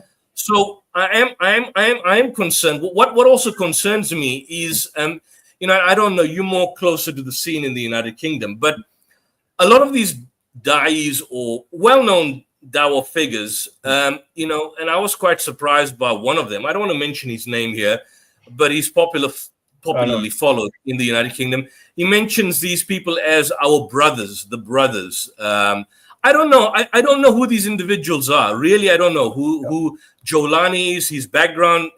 I don't know these guys to make that kind of comment, but they certainly celebration. I think there is a sense of reprieve, which I understand from the Syrian point of view, that they have a right not to be oppressed for 50 years. 100%. But the concern is to replace oppression with another oppression is not a form of liberation. And that's the whole point. Yeah. And so I think we need to be cautious in assessing the situation. So I want to see how it plays out. I don't know how it plays out. I want to study more on this particular group, what it stands for, and what it engages in, and what its relationship with Israel is going to be in the future. It speaks about liberating Al-Quds. I don't know how true that is because it gives mixed reports in the Times of Israel. So, there's things that we have. But I just want to ask Brother Muhammad, do we have someone in the chat, or is there a question that you wanted to share, Brother Muhammad? I know you are in the back stage. If there's anything that you want to share or post on the stream chat, you are there. If you're still there or not. Your question, if you can post the questions, that's fine. And then either myself or Brother Yemeni will look at it. And there's no one else is going for 11 o'clock. Do you think Assad deliberately allowed his empire to be ceded? Was it a deal with the Zionists who will exploit the situation, such as Hezbollah losing their supply route? I don't know. I don't know. There was some sort of talk that Assad was basically seeing this as an eventuality, and he had quickly planned his way out to get into Moscow. But I don't know. I mean, there's been talk over the years about, whilst on the one hand, the terrorist squads that were basically part and parcel of the civil war in Syria having a nexus with Israel, there's been a situation where Assad, for example, has had a relationship with Israel. So there's no moral side in this whole stream. Was it a deal with the Zionists who will exploit the situation, such as Hezbollah losing their supply route? That's a possibility. That could be a possibility, because I think there was some sort of support with Hezbollah. And I think with the inclusion of this particular group, which is ideologically obviously not going to be aligned with what Hezbollah stands for. I mean, they come from a Shiite perspective, although they claim to be non-sectarian. There's obviously going to be a clash. So Assad was, of course, to a certain extent, a source of support for Hezbollah. And of course, you look at the supply route being probably shut with the inclusion of this particular group, with the further annexation of the Golan Heights. Hezbollah's power is obviously going to be receded. Brother Yemeni, what's your take on that? Well, I think that Bashar al-Assad should come back to Syria. Shouldn't? Yeah, no, he should, because he was the block between the Zionists and the Golan Heights, as well as that link between Syria and Hezbollah. Now we know Hezbollah is a Shia sect. They do not align with us. They would kill the Sunnis in a heartbeat. We know this. But in terms of what benefit they serve to us as the Muslims, is that they are fighting our enemies. Yeah. Now, and I agree with that. I think Hezbollah and Hamas is Sunni, of course, but yes, they are both dealing with Israel directly. And this group here at the outset that has come across, and this is just the early days, as communicated, or at least some of the commanders have communicated their intentions of basically aligning with Israel. In fact, I just want to bring up that particular article. Syrian rebels. This was, I don't know if you saw that particular report in the Times of Israel. Did you see that? That basically stated that that essentially we don't view Israel as our enemy. This was published, I think, probably a few days ago. So if you have a group like that, and there's clearly a genocide which non-Muslim entities and organizations that are not pro-Islam, Amnesty International, Human Rights Watch, documenting ethnic cleansing, the Special Rapporteur on Palestine, Francesca Albanese, a phenomenal woman, producing a 200-page document, clearly damning Israel. And now you have a situation where a so-called Muslim group that speaks about wanting to maintain friendly relations, that raises a number of questions, and it's just clearly disturbing to me at a number of levels. Yeah, I mean, the thing is, I'm seeing it in the chat. Everyone's triggered about what I said about Bashar al-Assad coming back to Syria. We're supporting dictators now. No, here we are. I just want to share this, brother Mohammed. If we can share this. This is from the Times of Israel. And I don't know what people make. I'm not going to make comments on this, but I want people to just have a look at this. This is thanks. This is from the Times of Israel. This is in fact, when was it? On Friday. So here's the latest report in the Times of Israel. This is a Syrian rebel commander. This is I don't know if it's Jolani or whoever, but urges Israel to support the uprising, strike Iran-backed forces. In an interview to a Free Syrian Army officer, expresses hope for friendly relations with the Jewish state, warns of Iranian militias propping up. They too will come for Israel. And I think there's a long question. Where are we? At times, have the rebels been received by the civilian population? Okay, that's fine. I accept that will be fine. There was something which he mentioned. What is your relationship with Turkey? Are you in contact with Israeli officials? Yeah. No comment. I want you to listen to this. No comment. I will only say that we are thankful to Israel for its strikes against Hezbollah and against the Iranian infrastructure in Syria. And we hope after the fall of Assad, Israel will plant a rose in the Syrian garden and will support the Syrian people. Syrian people, for heaven's sake, they want to destroy just across the border, destroy an entire generation. Exactly. You want them to support the Syrian? Syrian citizens are not the ones, not by Iran. Do you believe Israel should offer material support? This is the important point. We have enough fighters. What we need from Israel is a clear political stance. Israel should not sit back. And there was one point that was mentioned. Israel should consider striking forces backed by Iran. We will also try. And so clearly, they see Iran as the enemy at the end of the day. But it's quite clear that you want to now talk about developing, if this is true, and this is from the Times of Israel, and this is the brother Golani. If you want to talk about having an alliance with Israel, what are we talking about here? What are we talking about? So it's a complicated situation, but it's something which is disturbing. I don't think it's actually very complicated at all, because if you look on the geopolitical stage, what the West want is the Middle East. The reason they want the Middle East is because there is one threat and one threat only to them: Islam. The unification of the Ummah is the single threat that they know they cannot defeat. So they need the Middle East to hold that at bay. Now, that's on the geopolitical stage. Now, from a military perspective, Al-Jalani is part of a group that has affiliations with Israel, because it's a Jewish extremist terrorist group. So what do they want? They want to destabilize the region militarily to give the IDF an upper hand on their dipole war. Just to interrupt you there, brother. Look at what he says here. We are open to friendship with everyone, including Israel. Yeah, this is the gall of that.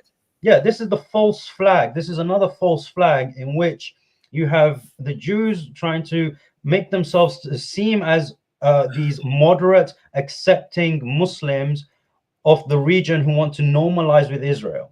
This is what's going on here. When we open up to friendship, no, our enemies are our enemies, and that's what the Muslims will say. Not these clowns. Now, to address the triggered in the chat about Bashar al-Assad coming back, the reason is because I know the mistakes we've done in the Arab Spring. I know what's happened when we've deposed our rulers. Now, Bashar al-Assad, he was as much of a tyrant as he is. Okay, he was that block. He was that one individual in Syria that could not be moved by the West and stood against the Jews. Okay, so there was some stability there. Now, when we're talking about, as I've mentioned, what he's done to the Muslims, 100% not correct. Should we, as the Muslims, go against him? No. Now you might say, okay, well, one of the nullifiers of Islam is to spill the blood of Muslims and ally yourselves with those who kill Muslims. This is true. This is a nullifier of Islam. Does this mean that we do takfir on him? No, because this is not our place theologically. For us, this is not our place. Period. Okay. So, and Rasul, the reason he said not to do that is because this is what's going on. This is what will happen. And this is the wisdom of Allah that He has revealed to Rasulullah, and we are not heeding it. We're not heeding it at all. So, and if you don't want Bashar al-Assad to come back, because at this current moment, he's your best bet to stop the plans of the West and to stop the plans of the Jews, who have openly stated that they want to expand their territory and go back to the age of empires, where they expand their territory and they want to take Syria. Syria is part of Greater Israel. You have to remember that. The plan for Greater Israel is Syria. And Sham, we can't have Sham, fall to them completely. Removing Bashar al-Assad is a pathway to Greater Israel. That's what they want. Now, we know, of course, this is not going to happen, but we can't just sit there and rely on prophecies. Prophecies are fulfilled by men. Okay, of course, through Allah, but Allah knowing that certain men will do this. In the same way, when Constantinople was conquered, it was conquered because someone took the initiative. we as the Ummah have to take the initiative to not let our enemies take what they want, and to fulfill the prophecy of the second, as the modern scholars have said about Israel, this is their second time, exegeting Surah Al-Isra, that they will be in power twice and they will lose the power the second time. You have to be on this. So you got to make sure. And if you don't want Bashar al-Assad, who's going to rule now? Who are you gonna put in place? Yeah, look, I just want to make a point, Glenn. Maybe we can debate this at some point. But firstly, in terms of, look, I've got some notes from Brother Muhammad that people are getting nasty in the chat. Look, I'm not a supporter of Bashar al-Assad, and I think everybody neither am I. He's a dictator. I mean, he's a dictator. In terms of whether you can make takfir of him, I think he's an Alawite. So I don't know, in terms of an Alawite, they are not even mainstream Shiite, but I think the Alawites or the Alawis, they are a kind of they are a sect within a sect. So it's like a kind of a sect of Shiism itself. It's not even mainstream Shiism. It's a minority sect. So, and he was part of a minority community. I just want to maybe tell the viewers that I would obviously disagree with Brother Yemeni in terms of whether I want him back. Of course, I don't want him back, but the situation is that I'm not so sure what the future bodes for this individual Jolani that is formerly part of Al-Qaeda. What I see in Syria reminds me very much of what we saw in Iraq after the 2003 invasion. There you had a direct invasion by the United States, killing up to 1 million people, eventually using depleted uranium for a period of 10 years during Gulf War I, leading up to 2000 under the Clinton administration, then the destruction of 2003. I was against the attack and the invasion of Iraq, the destruction of Iraq. That doesn't mean that I supported Saddam Hussein. No. And similarly, in Syria, what it appears to be here is that this seems to be, or these individuals, and again, it's very early days, so don't judge me for what I'm saying, that these individuals seem to be or appear to be foot soldiers. So as opposed to American boots being on the ground and engaging in an invasion of Syria, you have a situation where others that are certainly backed, the same people that backed Israel with the weapons and the ammunition and the bunker bombs to destroy the Gazans, are the same individuals that are backing this particular group. So it's the same group that's backing them, that are backing in Israel. And so whilst you had in Iraq invasion by the United States, and then of course the rise of ISIS, now you've got a situation where you had what was formerly known as Al-Qaeda, and now somehow the other there's an about turn. I think on one level we can clearly be, well, at least from my perspective, happy that at least Assad is gone, but the danger from that is filled with the idea that is this now an open gateway for Israel to take over the particular land? And it's done that. The 1974 agreement that it had with Syria to only annex a part of the Golan Heights and not everything. Once the Syrian forces left, they took over everything. So I think this is the situation. This is the reality of what we've got. And it's not a question of, I don't know. I think you made the point about making takfir. I think he's an Alawite, so he's not even mainstream Sunni or mainstream Shiite. He's neither. He's a Nusayri, which is a subsect within the Shiites. Yeah. Look. In terms of takfir, in terms of my comment on takfir, the reason why I'm saying this is because people these days, the Ummah in general, right? Even when it comes to the Sunni leaders, those that we know are Sunni, they will make takfir on them for whatever reason in order to depose them, in order to rebel. So I'm thinking of this on a larger scale. Now, Bashar al-Assad, I don't know what his beliefs are. Me personally, I don't know what his beliefs are. People say many things. Okay, there's nothing that I have to verify in terms of his theology, but in terms of the weighing, let's make it clear. I am not a fan of Bashar al-Assad. I don't want him in power in Syria. That's not what I want. But the question I have to ask is, who's better to be in place right now in order to stop what's happening in a geopolitical sense, in this geo war that's occurring? Who? That's the question we have to ask. Now, as long as Bashir was there, yes, he committed horrible crimes against the Muslims, killed many Muslims. Now, I've seen someone in the chat saying, what's it called? He killed more Muslims than the Kuffar did. This is not true. Okay, even let's say he killed 600,000 Muslims. There have been way more Muslims killed by the non-Muslims than how Bashar al-Assad has killed.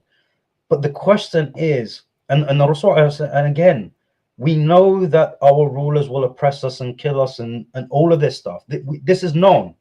This is not something we can change. Okay, unless we change ourselves. This is in the Quran. Allah does not change the condition of a people until they change the conditions, until they change themselves. The rulers that will arise in the Muslim lands will be a reflection upon the people.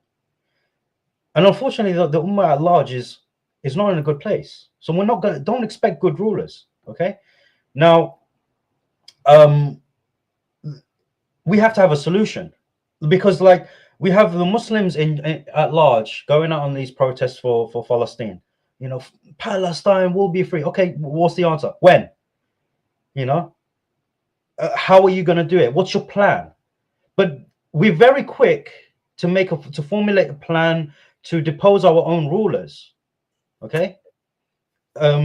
But we're not very good at making. But you know what? I just interrupt. I don't even think. In South Africa. Let me give you an example. In the South African context, when we brought the genocide application, it was by and large a non-Muslim legal team. I mean, I know two of them. Two of them were my professors. There was one Muslim lady, but the ulama bodies, the Islamic religious organizations, none of them basically gave their support. So, I understand you correct in one point. I had a rant by a Christian pastor today that he approached one of these Palestinian movements in South Africa that involved themselves in protest marches and so on and so forth. But because the actions that he was asking for example, he was going to take on or wanting to take on legal steps to shut down the Israeli embassy.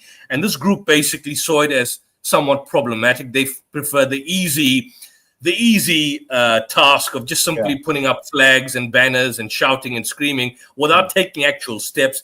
They banned him. They kicked him out of their particular group. And so the issue that I have is the large number of the damning reports that we see, the international condemnation, the steps that have been taken have not been taken by Muslim leaders or Muslim communities or Muslim countries. It's been by and large by Western and to a certain extent leftist individuals out there that have been the more powerful voices. I mean, I've been chatting to Brother Muhammad over the past several months. Look at many of our Dawah channels in the United Kingdom, a lot of them. I know you've got your Dawah channel. You've been quite regular on this particular topic. It's one of the more mainstream, I wouldn't say mainstream, more popular with 1 million plus views. They don't want to discuss topics which then can probably shadow ban them. They're concerned about their viewership, their algorithms, and all of that. This is the problem, and so I see the Muslim response as being, poor, very poor. This is the reality of the situation. It's been poor. It's been absolutely poor, and that's why I found it naive. I would like to bring up that Facebook post by this well-known brother debating where he, with some sort of political naivety, without understanding the geopolitical context of what happened in Syria, just made a bold statement without really realizing what is happening now. I wouldn't be surprised with you if, say, a week from now or 2 weeks from now, 3 weeks from now, we see executions, beheadings, burning the lives of people. I mean, how many people supported ISIS when they first came along? I mean, mainstream people in the Dawah field in the United Kingdom openly supported ISIS initially, and then you saw the atrocities of such a scale, even worse than what Saddam in fact committed, and then suddenly there was an about turn. So I would like to, in Islam, we have to be hopefully optimistic in everything. It's our duty not to be negative, but let's see and play it out. But again, Brother Muhammad says that the chat is becoming heated. I can't see the chat. Well, there's the thing is, it's like, from Silent Jackal. I can't see the chat from where I am, so I don't have access to anything but this. I'm looking at it as well. I mean, look, like I said, they're triggered with what I'm saying about. Well, bring them on, but it's getting pretty late now. It's going close to midnight in South Africa. There's a question from Silent. The choice of the genocide law seems almost self-sabotaging. don't prosecutors usually choose the most viable charge? I don't understand the question.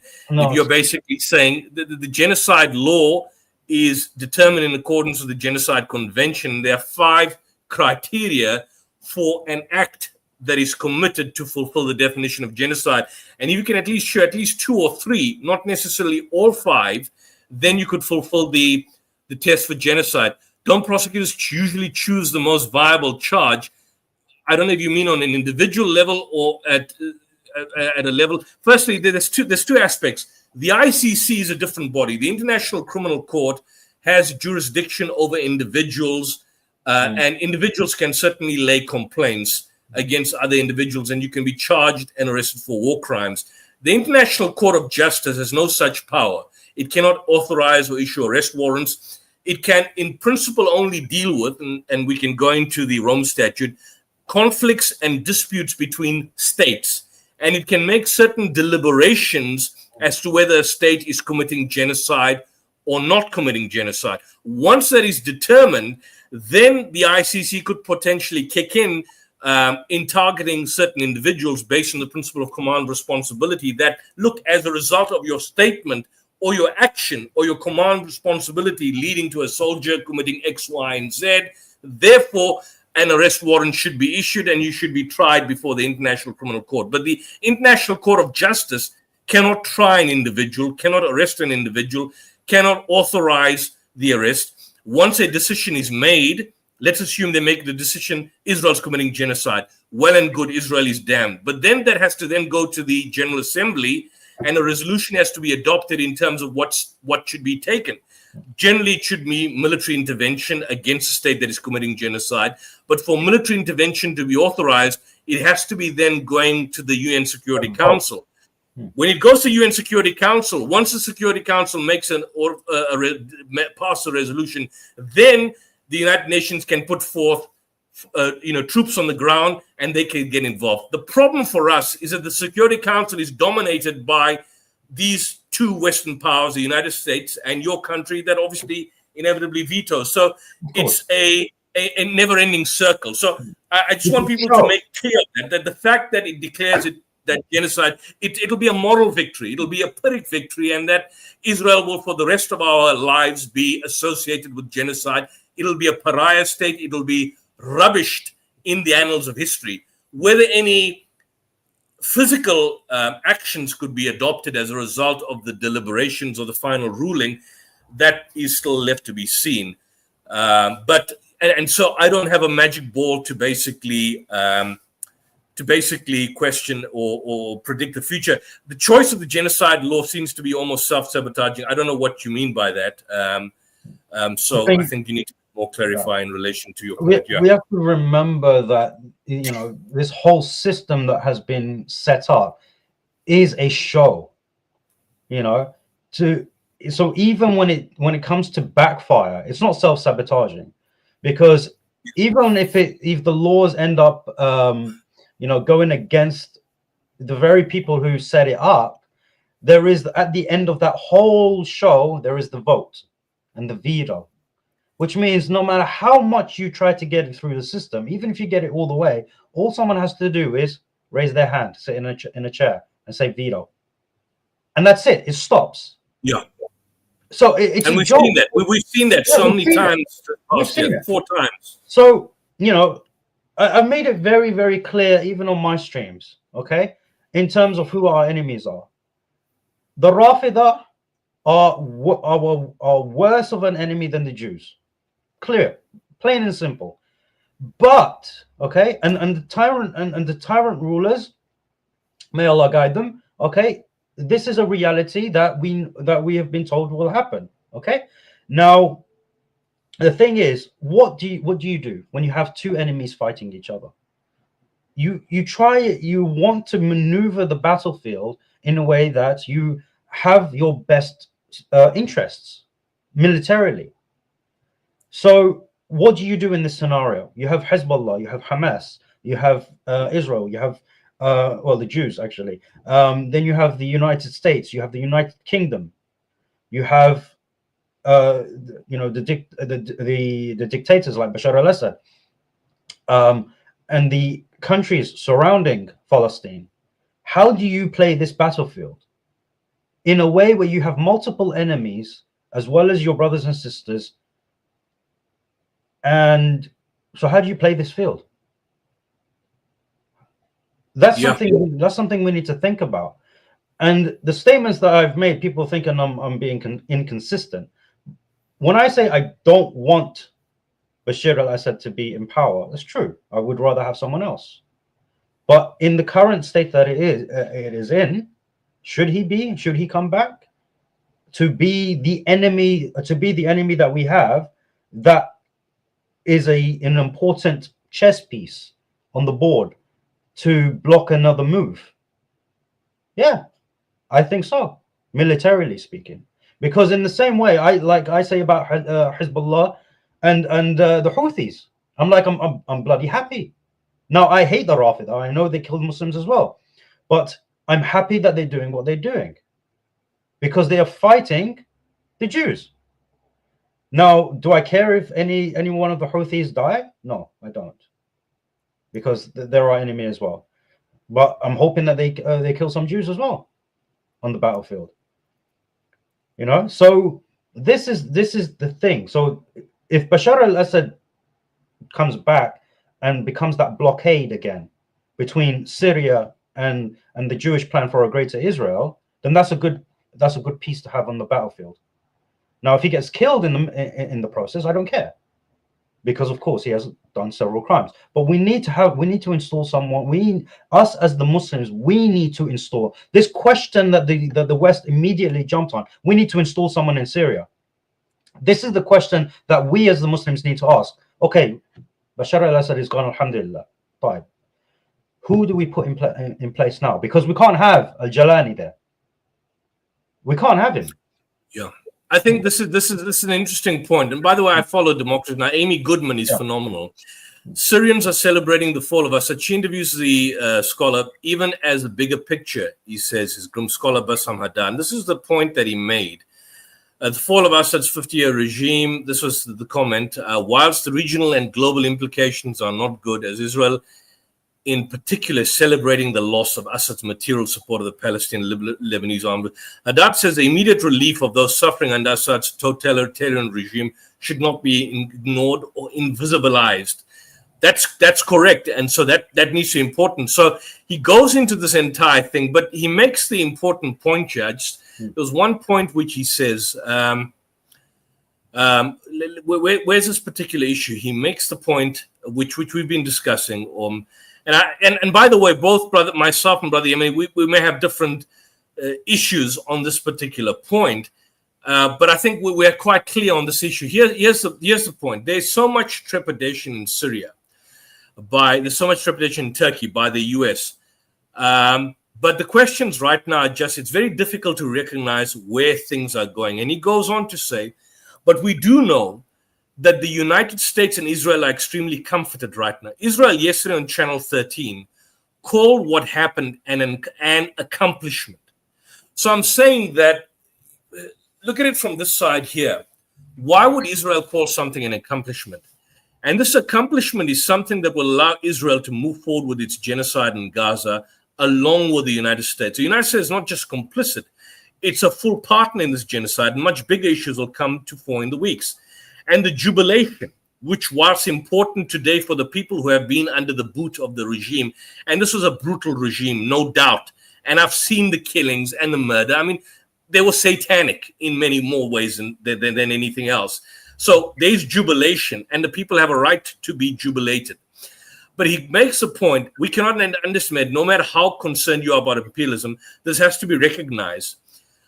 But because one of the things that will actually cause me trouble and cause my phone to blow up in a few minutes by my own friends, as has been happening on the stream, is that a lot of people who overemphasize the question of imperialism on a day like this, on a week like this, unfortunately, unwittingly make the Syrian people invisible as if they are not important and only global power politics is. And I'm not saying that.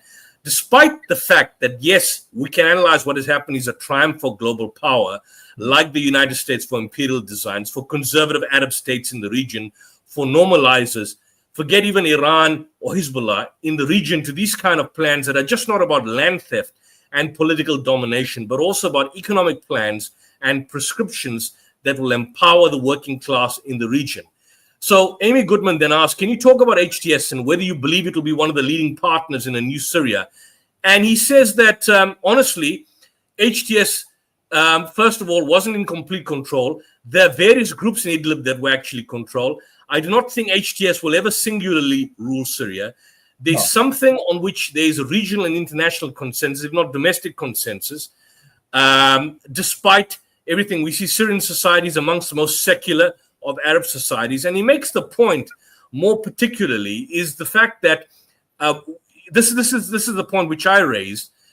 And in the very near future, we will discover there will be attempts to broaden the coalition and potentially also avoid the horrible mistakes that the United States did after its fraudulent and brutal invasion of Iraq in 2003, which is to completely dismantle the state, the ruling party, the army, because that had created the kind of chaos that actually ended up being counterproductive for the invading power. So I think it'll be a different path that we have seen in Iraq. It'll also be a more difficult path because Syria does not possess the kind of resources like Iraq's oil, at least, or part of it, because it's not all within the control of government right now. So Syria will have an even more challenging future economically, socioeconomically, and politically. And what I fear is that within a short period, Syria will be off the news, and we will see what I was talking about earlier, the analytical framework of what that means to the region quite soon, actually, as developments take place. So this is a disturbing point, that whilst we celebrate this, and I celebrate, and I probably have a different political stance on this issue than Brother Yemeni in terms of getting rid of Assad, my concern and question is, what does the future bode? Does the future have a darker path? And I'm saying we don't have a khilafah. Let's create a global khilafah then. Get rid of everything. Get it. But then who's to determine whether this is a righteous khilafah? Who makes a call? How do you basically determine this is a righteous Khalif? Abu Bakr al-Baghdadi, he's a righteous Khalif? No. Or tomorrow, Brother Yemeni or myself? I mean, can you see the dichotomy and that we are caught up in when we make even these absolutist sloganeerings? This is the problem we've got. So these are the dangers that we've got. And I understand that there's been attacks on Brother Yemeni. I can't see what the attacks are because I don't have access to that stream. That's all right, don't worry about it. I understand his position, and I have a different position to his, somewhat, probably different. Maybe we could debate at some point in the future on the aspect of revolution and change and so on and so forth. But for those who are making the comments out there, I don't know what your attacks are. Come on, I need to leave the stream shortly. And tell us what the issues are. I don't think, and Brother Yemeni will confirm, I don't think Yemeni is a supporter of Bashar al-Assad or supports his massacres that he committed. I've certainly spoken out against Assad since 2013 publicly. I've done public lectures, debates on this, but I recognize the fact that Israel is thrilled by what they see. I don't know if any of you saw. Did you see the comments by Netanyahu? Did you see the comments by Netanyahu, Brother Yemeni? Yeah, I did. No. You did? Yeah, you saw that. And he was predictable. I knew immediately that he was going to celebrate and that he will make his move. This wasn't something that came as a shock to me at all. Like I said, like what I'm seeing, the thing is, in the same way as you read in the article, you have the West here who is thinking about learning the mistakes, from the Arab Spring and from the Iraqi war. I'm seeing those same mistakes that the West have done, and I know they're going to want to improve on it. And I'm saying we've made the same mistake of deposing a ruler who is a tyrant, who is a criminal, who is a killer of Muslims, who I do not support. But the deposement of that is for us is repeating the history and repeating the same mistake that we did in the Arab Spring. And that's the perspective I'm seeing it from. It's because like you said, what do we do now? Do we establish a Khalifa? We should, 100%. How? Again, who's asking these difficult questions? Who's making these decisions? Who's making that step? Who is willing to lose as much as the Palestinians are in order to change the world, in order to shift the geopolitics and the military power back to the Muslims? Who's willing to make the controversial and difficult choices? I always say and I've always said this to the Muslims, even on my channel, let that be you. Let you be the one, because at the end of the day, if you're going to do something great, you're going to be attacked more than anyone in the world. You have to be ready for it. And like you said before, the Muslims want the easy way out. They want the easy way out. They are not willing to go through the paces and suffer. And we have to understand that if when we talk about du'at as well, especially in the position of du'at, we understand that our position as du'at is to take on a responsibility that the prophets themselves have taken on, to give da'wah, to spread Islam. That in of itself entails that you make great sacrifices. And this isn't. So I just want to share this video here, Brother Muhammad. If you can just put up this video. This is Netanyahu's comment. So I'm going to expand this. So it's about 1 minute 25 seconds. But this is the arch Satan himself. This is a response. And I shared this. We had an internal debate locally in South Africa, and people saying, "Oh, he's just pandering to his audience." But hear what he says. I want people to listen. This is a historic day for the Middle East. So he says this is a historic day for the Middle East. The collapse of the Assad regime, the tyranny in Damascus, offers great opportunity, but also is fraught with significant dangers. So it's a great opportunity, but fraught with significant dangers. This collapse is a direct result of our forceful action against Hezbollah and Iran, Assad's main supporters. It set off a chain reaction of all those who want to free themselves from this tyranny and its suppression. But it also means we have to take action against possible threats. One of them is the collapse of the Separation of Forces Agreement from 1974 between Israel and Syria. No, just what I mentioned, Separation of Forces Agreement between Israel and Syria was that part of the Golan Heights, the Syrian army basically, back then, of course, ensured that Israel never took that particular area, that land still belonged to Syria. This agreement held for 50 years. Last night it collapsed. The Syrian army abandoned its positions. We gave the Israeli army the order to take over these positions to ensure that no hostile force embeds itself right next to the border of Israel. This is a temporary defensive position until a suitable arrangement is found. Equally, we send a hand of peace to all those beyond our border in Syria, to the Druze, to the Kurds, to the Christians, and to the Muslims who want to live in peace with Israel. We're going to follow events very carefully. If we can establish neighborly relations and a peaceful relations with the new forces emerging in Syria, that's our desire. But if we do not, we'll do whatever it takes to defend the state of Israel and the border of Israel. So that's Netanyahu's comments in terms of what's happening. You can make what you want on that. I do believe we have our good brother Hassan Abadi. Hassan, assalamu alaikum. I'll have to go shortly. Because I'm in court tomorrow morning, and it's going close to midnight here, and this is the disadvantage starting so late. Yeah. Welcome, Brother Hassan. Hassan, you muted. I think Brother Hassan's muted. Yes, wa alaikum salam wa rahmatullahi wa barakatuh. Thank you for having me, sir. Fantastic. Welcome. Thank you. Your comments, brother. Well, the thing is, with respect to Brother Yemeni, I value what he has to say most of the time. However, on this particular issue, I will respectfully have to disagree with what he is saying about, particularly about having Bashar brought back, or even having someone like Bashar al-Assad in power.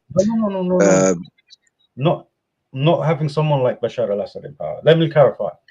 Like I said, Bashar is an enemy, right? Clearly, okay? He's an oppressor, dictator. There's no discussion about this.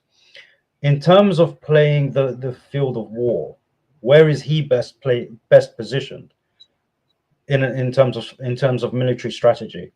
In Syria. That's what I believe. That's my personal opinion, based on my observation of the battlefield.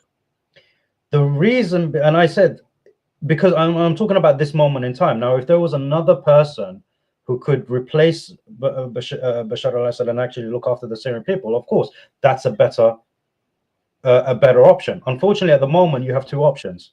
You have Bashar al-Assad, who is a criminal, but while he was situated in Syria, the Golan Heights was protected. The plan for a greater Israel was on hold. They couldn't do it. And now and then you've got the second option, which is Al-Jalani, who's come in and essentially given the Golan Heights to Netanyahu. And now the possibility for a greater Israel from the Jewish perspective is there, you know. So in terms of, like I said, looking at the battlefield, where do you place Bashar al-Assad? That's the position I'm getting at. Now people are thinking that I want him back. That's not what I'm saying. I'm saying he should be back in this current you know, game that's being played.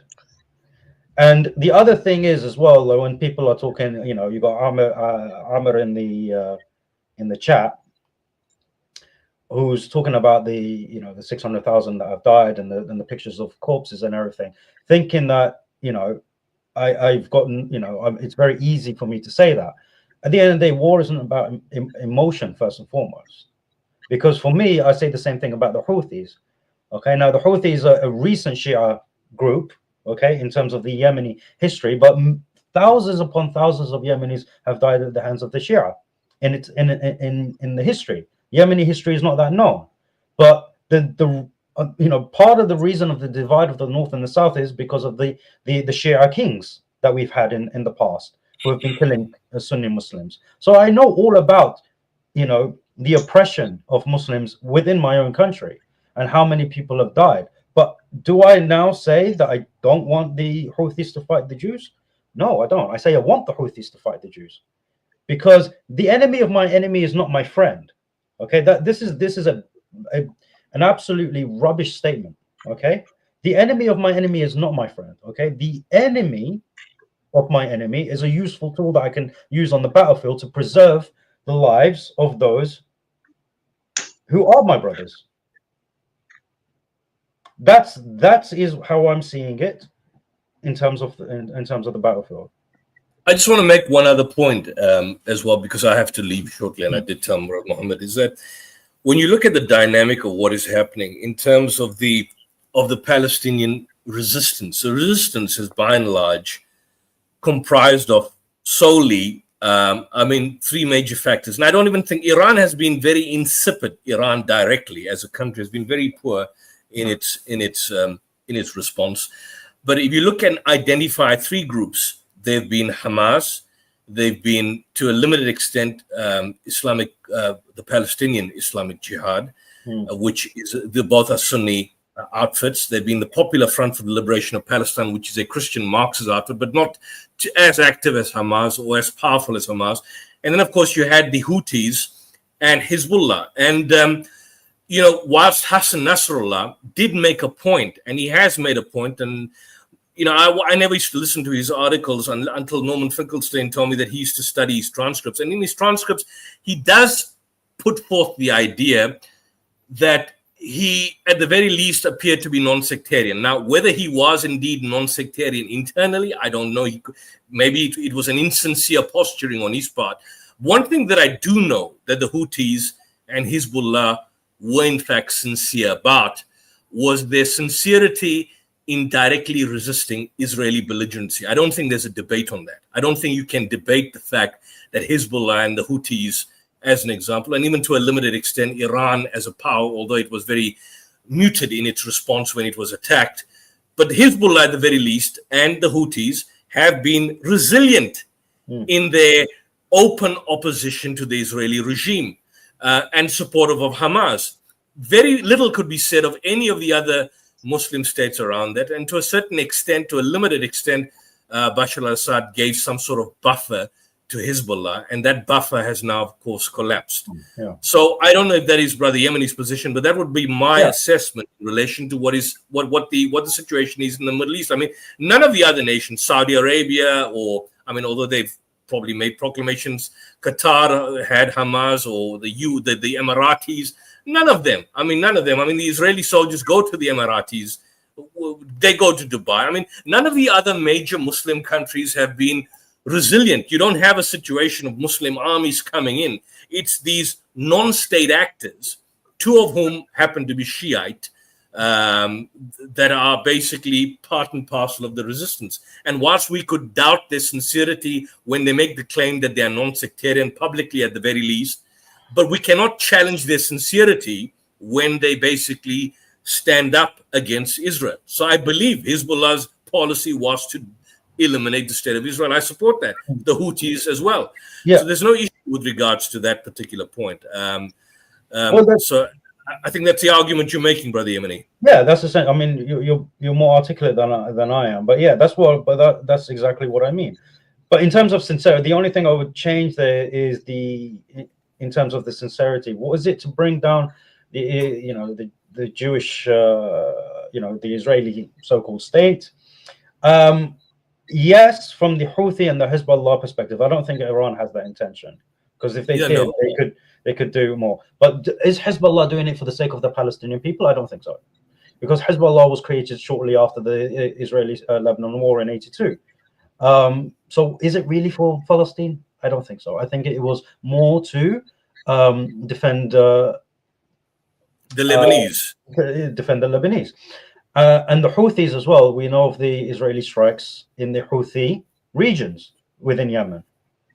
I think we can't question Hamas though. Well, Hamas started as a charity organization. Hamas, it started as a charity, and there is no question about Hamas. PLO, yeah, there is no question about Hamas. Hamas is not a terrorist group. Hamas are freedom fighters. They are, mujahideen in the truest sense of the word. Yahya Sinwar as well, Allah yarhamu. And so I don't give a damn what the West say about Hamas. They are an embodiment of what the Muslim Ummah should be like when it comes to the treatment of our enemies. 100%. Absolutely. Yeah. So, Brother Hassan, I hope that answers your question. I'll have to bid you farewell and greetings of peace to everyone out there. Brother Muhammad is coming back. But I think, Brother Yemeni, we will continue this discussion. Brother Hassan, it's always great to have you here. I don't want to end the stream since Brother Muhammad is in the background, but he's a non-active participant tonight. But I'm going to bid all the brothers farewell. Greetings of peace. Assalamu alaikum wa rahmatullahi wa barakatuh. And may the resistance continue against Israeli aggression. So until next time, I bid you with the greetings of peace to the Muslims and the non-Muslim viewers out there. Assalamu alaikum. Wa alaikum salam. My mic is looking well, brothers. Can you hear me okay? Hassan, does that clarify things for you? I think there's a lot to be unpackaged and discussed, but look, to just put it simply, I see Bashar al-Assad as a piece on the chessboard that can be strategically placed in order to get the game to swing in our favor. That's what I see him as. I think he's too. I think he's too risky of a piece to keep around. If you were to say keep him in Syria and keep him on watch, like a political prisoner, I could at least consider that. But when you say keep him in Syria, it depends on in which capacity. Because I didn't mention in which capacity, because obviously you do not want him back in Syria so that he can kill Muslims again and again and again. That's obviously not what I'm saying, because but you need him there. So what I was talking about, he needs to be back in order to be that buffer between the Jews and Syria and Hezbollah as well. But obviously I don't want him back so that he can continue massacring the people. That's not what I'm advocating for. Oh, of course not. But the thing is, even with someone like Bashar al-Assad, because we're not just talking about Bashar al-Assad, the person. We're also talking about the son of Hafiz al-Assad, right? Because his father, Hafiz al-Assad, I mean, he was one of the old. How do I put this? He was one of the OGs of the Ba'athist, movement of sorts, anyways.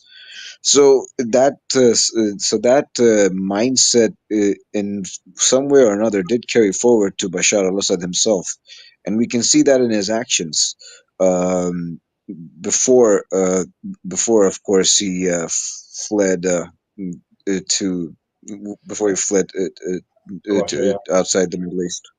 Yeah, that combined with his protection, not his protection rather, but rather his use of biological weaponry on his own people, specifically the Sunni population, right? So with all that being said, with all that, we have to consider is that at the end of the day, the people of Syria, and you mentioned Al Jawlani. I mean, who Al Jawlani was in 2003 to 2016 or 17 versus who Al Jawlani is now. I mean, we can talk about what he was and what he is, but frankly, I don't think either of us can really come to a conclusion of whether he's the same person that he was then and what he Well, is I now. You know mean, what I mean? the thing is, what has occurred in the recent days has happened so fast that you don't want to take that risk in order to give the benefit of the doubt of, the possible potential change that he could have gone through, or the spiritual awakening that he would have gone through in the last 20 odd years. This is not something that you want to gamble on, especially within the first couple of days. We've already lost significant territory. Right? That's not something you want to hedge your bets on. So that's what I'm saying. Like I said, in terms of who you gonna put in Syria now? Who's going to be that buffer? If I asked you, To be honest, I think that's for the Syrian people to determine. Specifically the ulama of Asham, as well as their, in some regard, the what we what the West is calling the military rebel regime. yeah, okay. Who though? Who will that be? Because the thing is, there wasn't a plan. The thing is, it's very like I said before. Muslims are very good at devising a plan to get rid of people, but not really good at devising a plan for the next step, which is to establish someone who can lead according to the Quran and the Sunnah. So who is that? Yes, we have the ulama, alhamdulillah, but where's the shura? Where is the appointment? Where is the bay'ah? Where is all of this stuff? Where is all that put in place? Because right now there is a massive vacant. Like it's just vacant. Nothing's going on. And as long as that continues, all that's going to happen is we'll have the West eat bits from here, bits on there, install this military installation, put this delegation here. They've been planning this for decades. They are already prepared to move in where it's vacant. We are not. That's my concern. So when I'm saying something so controversial as bring Assad back so that it is not vacant, but of course limit him so that he doesn't do what he did before, because I'm not seeing that movement. I don't see that the Muslims have planned for anything, because if that was the case, there would have been a ruler the day after he was deposed and ran away. So I'm not seeing it. I mean, unless someone has seen something that something that I haven't seen that has happened in the last couple of days in Syria that alludes to or indicates that there is going to be a new power in Syria that So I've got Amr saying Mohammed Bashir. But who is he? I actually don't know who he is. Like I said, I'm not aware of is right now the president. I mean, subhanallah. What power? And you know what power has been exercised? You know, it's all well and good appointing someone, but if they don't have the power to do something, I mean, you've got. I mean, look how quickly the Jews made the 1974 agreement null and void. Yeah, I mean, now you got Mohammed Bashir, who I'm seeing is the president, but what's going on here? To be honest, when it comes to Mahmoud Bashir, I myself am not well versed on him. I know of him, um, but my knowledge with regards to Mahmoud Bashir is limited. Yeah, okay. Oh, he was appointed today. Okay, I've missed that because, like I said, I was looking at you know, what has been going on in the last couple of days. I haven't been, I mean, because Amr is from Syria, so obviously he keeps up to date with this stuff. So he's now mentioning, but okay, he's been appointed today. Let's see what happens. Inshallah, something good happens, and he succeeds. Let's make dua for him. And what do you call it? Shouldn't you look into something before attempting a fitna? Not attempting a fitna. The thing is, look, Husna Dan has gone completely out the window because you say something that people don't like to hear. Emotional. Muslims have become emotional. You know, I'm trying to find the facts. Okay, if I'm not aware of something, I'm very quick to say I don't know. Okay, I don't care. Anyway, Wait a minute. Is this from the comment section? yeah, on the comments, Anyhow. Oh, okay. Yeah. Okay, so right. So I mean, the brother is he's from Asham. You can't blame him from being emotional. I mean, and he's just he's getting emotional. So يعني subhanallah. I understand the emotion. I feel that as well. Not just when it comes to Yemen, but for all the Muslims. Okay. Oh, Amir. Okay, طيب, Amir. طيب. Sorry, Akhi. Anyhow, I get the emotion, but when you're look, at the end of the day, you got to think of it in this way. If you are going to look at things on a bigger scale, you can't have emotion come to it because people are going to die. This is the sad reality, but it's something that you have to remove yourself from emotionally to be able to see the clear and bigger picture. And this is something I ask from the brothers and sisters. Try and remove your emotion from it. It's very hard. I myself have seen enough, blood and corpses, not just on video. I've seen it in real life as well. But you can't. If you want to defeat a people who want to kill you for who you are and want to destroy your very way of life because of what you believe, and this has always been. Don't think it's ever changed from the inception of Islam until today. There has been one goal and one goal only by the non-Muslims: destroy us for what we believe, destroy us for saying La ilaha illallah. Okay, so it's you can't you got to have you got to try and remove the emotion. You have to. So yeah, I mean the thing is, look, all the claims you made, Yemeni, were emotional. That's just a claim. What claim did I make? I actually made claims establishing it from the Quran and the Sunnah. I've done it based on an assessment of the geopolitics and the military movements in the region. That's not emotional. Right? So at the end of the day, I'm not gonna. But I will.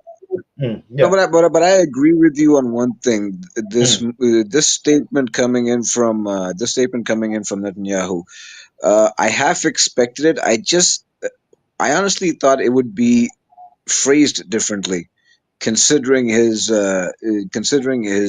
overall track record of media appearances. I thought he would phrase it very differently because No, contrary to popular it's belief. always failed. It's always failed. Hold on, sorry, Akhi. The thing is, Amir is saying you said the USA and Israel planned all this out, and he asked for proof. I mean, seriously, you didn't hear the proof?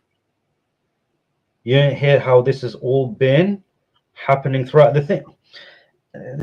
You guys need to read how this has happened throughout the last 100 years.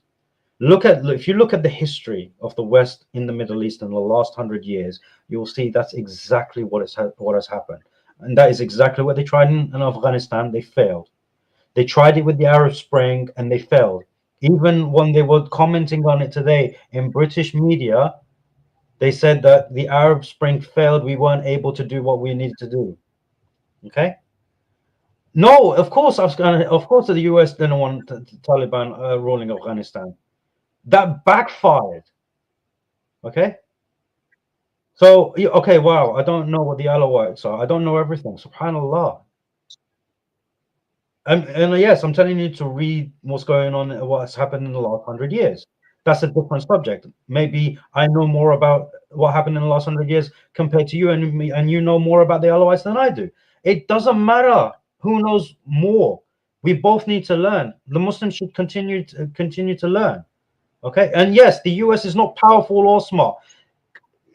Name me a single war that the Americans actually won. None.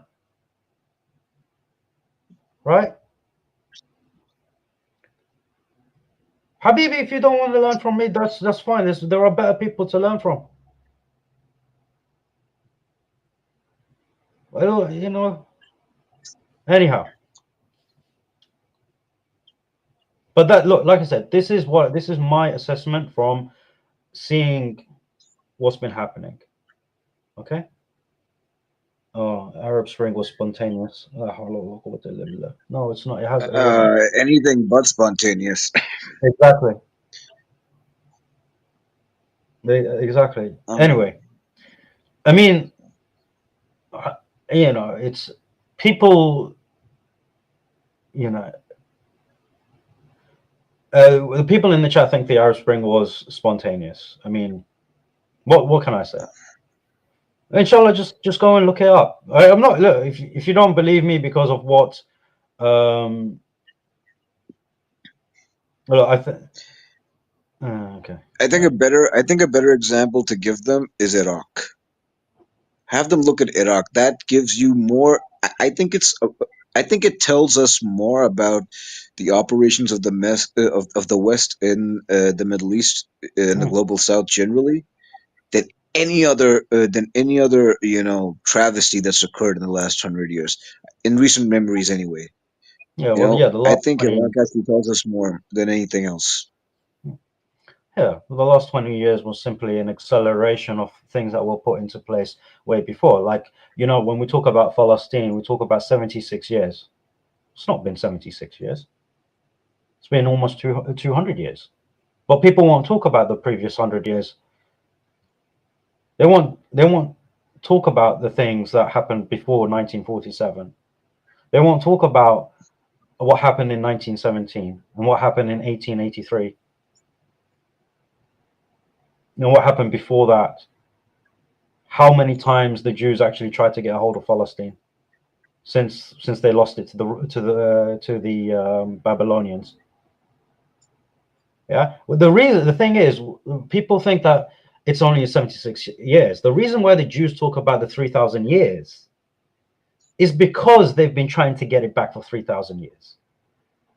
Because the Jewish state was not born 3,000 years ago. It was longer than that. It was earlier than that. The kingdom of Israel was situated after they've taken it from the Canaanites, obviously another massacre. And they took it from the Canaanites and they established a kingdom there. And the kingdom stayed, through David and, Dawood and Suleiman, alayhum assalam, and then the Babylonians came and took it from them. And since then, they've been trying to get it back. That's the 3,000 years that they're talking about. Constantly trying to get it back. But people don't know the history. So they only talk about 76 years. When there've been terrorist attacks. I mean, what happened to the Jews in the Arab lands? Why did they suddenly go back to Palestine? Is it because they established a Jewish state? No. It's because the Jews started killing their own, saying you either come or we kill you.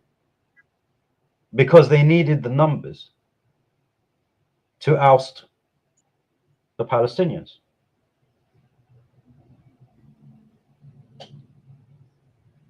Right? This is real history.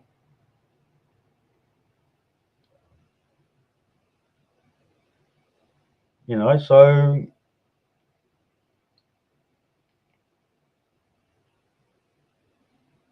I think I mean, people should look at the region of Palestine 1921 onwards. 1918, they may not understand it fully, no. but 1921 to 1933, that Yeah, will that's tell when the them movement. more. Yeah, that's when the movements in the Red House started to, come spill out beyond that. Because 1918 to 1923, a lot of plans were drawn up in the Red House. Yeah, but a lot of the implementation. I'm saying that while the plans were being drawn up, implementation on earlier plans came to fruition post 1920, 1921 to 1933. You actually see a lot of things take place within the region, which tells you why 1947 and 1948 take place. Yeah. But you'd have to read between the lines. To be honest, when they read about it, they have to look at it dispassionately, and they have to read between the lines. Yeah. But that's geopolitics and the veil of war, or the art of war, or the veil, all of these false operations and whatnot. I mean, at the end of the day, I mean, even when we talk about these terrorist groups, how many Muslims believe that ISIS was actually a Muslim terrorist group for at least a decade? How many? How many people actually saw through it? Not many people saw through it. So, unfortunately, we are fooled.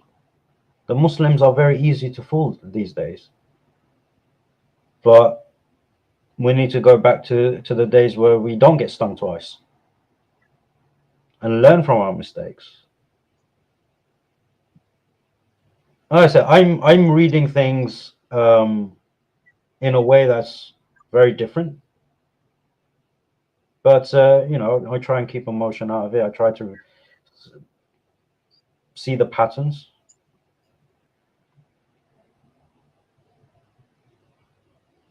But yeah, you're always gonna have, even if I said something different than what I said today, there will still be people that would disagree.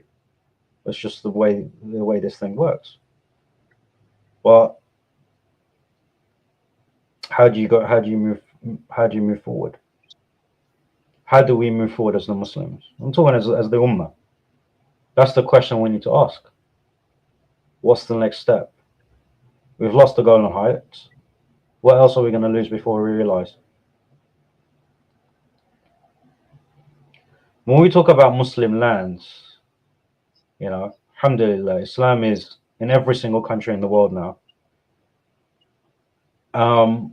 But the lands that we have, they cut up. And we've allowed ourselves to remain cut up. I mean, imagine that. You have two people, literally, it was two people that had a handkerchief and they started drawing lines. And for more than 80 years, us as the Muslims, we've stayed within those lines as ants, creating nationalism.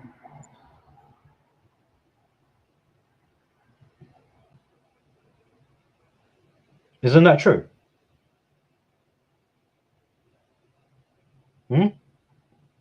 Didn't we just stay within those lines that were drawn for us and create this national identity of Iraqi, Syri, Irani, Palestini, Urdani, huh? And all of these, yeah? I'd say that's a fairly accurate description of what the Ummah has become as of late. If we are so sovereign, right, to use these democratic terms, if we are so sovereign, why don't we choose to do what we want with our lands, remove the borders, and let the Muslims cross freely from land to land and prosper? Isn't that something that would unite the Ummah? To remove the lines that have been drawn for us? If you remove these lines, do you think you can have dictators?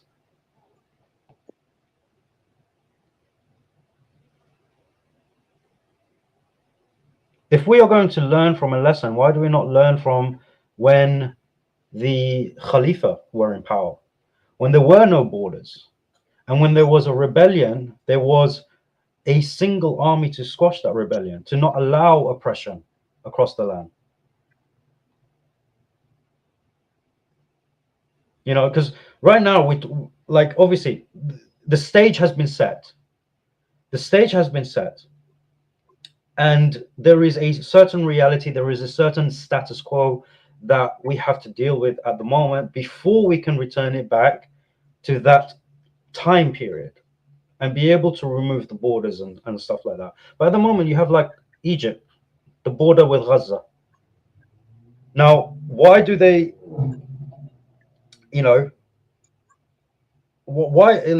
that border, me personally, again, if I'm thinking about that border between Egypt and Gaza, because obviously the Sinai Desert is now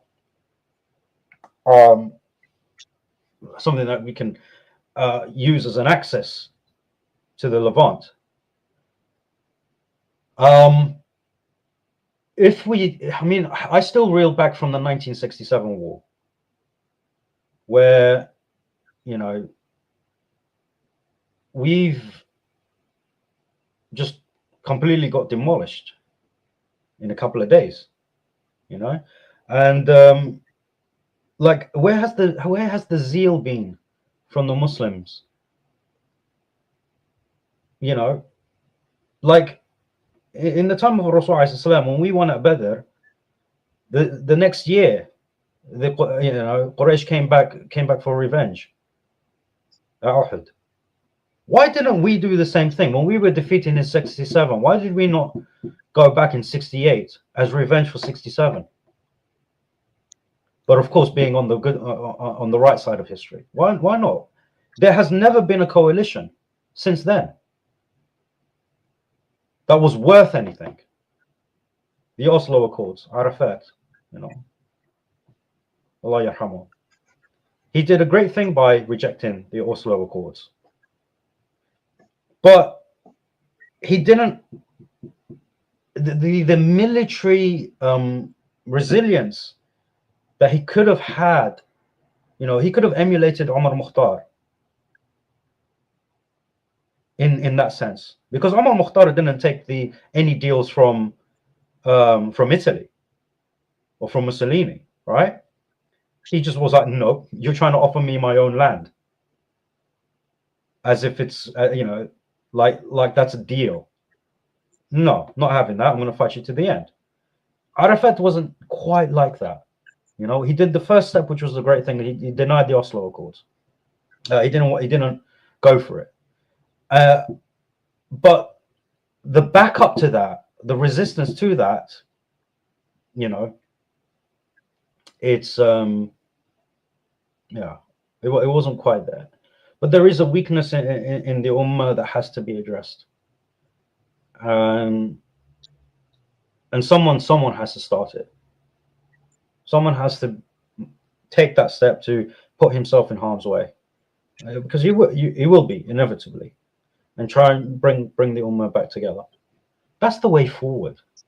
we're talking about dictators, and this is why I really hate it. You know, I can see in the chat people are already mocking me and saying that I would support any dictator, like I'm supporting Assad.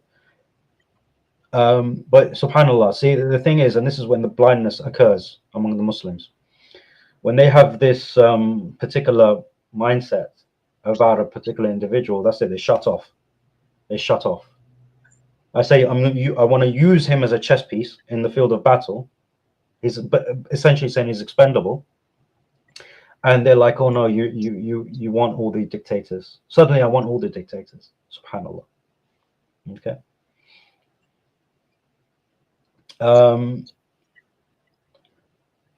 Anyhow,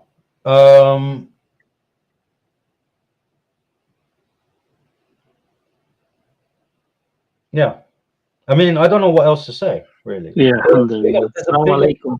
Can you hear me okay, guys? Yeah, wa alaikum salam wa rahmatullahi wa barakatuh. MashaAllah. I think this stream can carry on. We could probably have a part 2, hopefully this weekend, if Brother Yemeni, and we can arrange it with Brother Yusuf. We can have a back and forth because I think both of you had different viewpoints. I initially, before I even came on, brothers and sisters, I took advice from some senior brothers who told me to be patient with the current situation and not to talk about it. After hearing some of the scholars from the elders, I'm still, alhamdulillah, taking their advice and just being patient with the outcome. So myself, brothers and sisters, I am still patiently waiting until the ulama have spoken. I'm sure Brother Yemeni is exactly the same, Brother Hassan is exactly the same, but maybe they, on a knowledge base, they probably got a bit more knowledge than I have. So I am just patiently waiting to see what really happens and the outcome from this this situation that's happening in Syria. And my du'as and supplications are for all the Muslims out there who are being oppressed. And the sad thing is, for me, is that we speak from emotions, unfortunately. Everything that we speak from, even if it goes against us, or even if it's willing to tear our heart out, our chest, we should always stick to the authentic narrations and the sunnah of the Prophet ﷺ, because the Prophet ﷺ even taught us how to behave in this type of situation. You know, even when there's a tyrant ruler and so forth, everything has been given to us. The beautiful hadith of Hudayfa ibn Yaman, and I urge the brothers and sisters to go and read that hadith about Hudayfa ibn Yaman, who used to ask the Prophet ﷺ the negative things, negative questions, not because you know, he was like wanted to fall into these kind of situations. It's because he wanted to know how to deal with these situations when they come. So we should do the same by sticking to the ulama, and you know, not let our emotions kind of like take over us. I want to finish on that. If there's anybody else willing to say a few words, we can inshallah continue for a few minutes.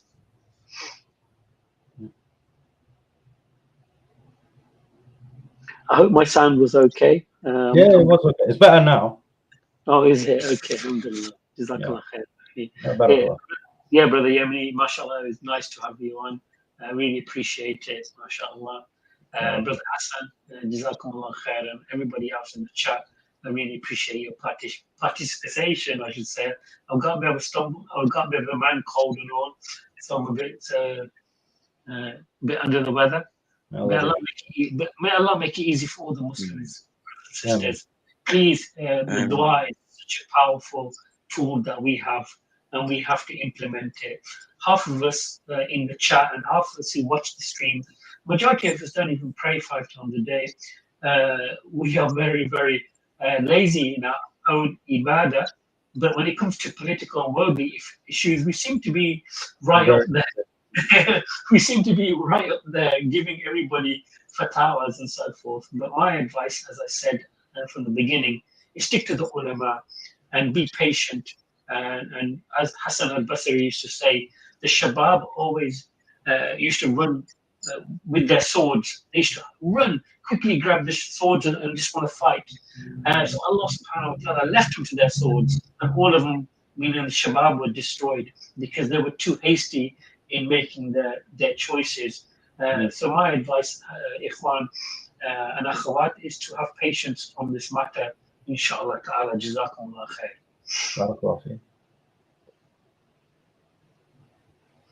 So if there's nothing else to add, that was a bit of a monologue by me, but sincere advice. So anything, Brother Yemeni or Brother Hassan, you want to add before we can end the show? No, Just, go on, brother. Yeah, I was just gonna say, I've clarified my position. People can take what they want from it. They can either choose to listen and contextualize what I'm saying, or continue to just, say what they want to say. But there's a couple of ways that you can look at what's happening in the world, either emotionally or rationally. And the thing is, the reason why it has to be rational is because, for example, if I were to act on emotion or think in a way that's emotional, then I would inevitably end up doing things that are un-Islamic, because I would have my emotions rule me. But if I have my rationale maintain and discipline my emotion, then what's going to always remain at the forefront is Allah and His Messenger.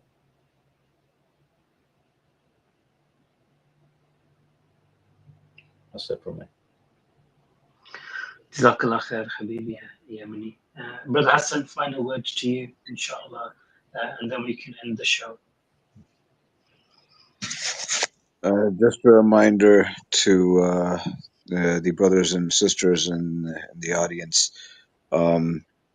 Look, don't jump to conclusions about the gentleman on the panel just because you've heard something that you find displeasing. Right? Take a minute to absorb all of it. Try to understand where they're coming from and what their concern is. And please pray for our brethren all around the world. Yeah, absolutely. I just want to finish on this particular thought process, brothers and sisters. The early companions of the Prophet ﷺ were tortured and taken away from their lands for many, many years. Their wives, their children were taken away from them. They were tortured. They were starved to death. They were basically left to rot, the companions of the Prophet ﷺ. But the Prophet ﷺ always advised them to be patient until they can gather enough strength to fight the enemy. And we have to learn, just because there's been a tyrant ruler and he's been there for 2 years, 10 years, 30 years, in a holistic view, that is just a blink of an eye. Martyrdom, subhanallah, in front of the tyrant ruler is much loved, and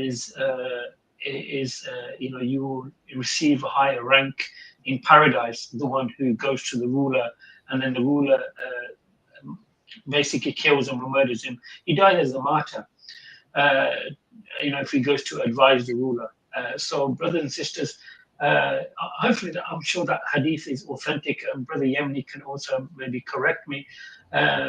So it is very beneficial, brothers and sisters, to be patient at these times, and always remember Allah subhanahu wa ta'ala, because He is the best of planners, and everything is done for a reason. Everything that is what we're experiencing right now is a test for us.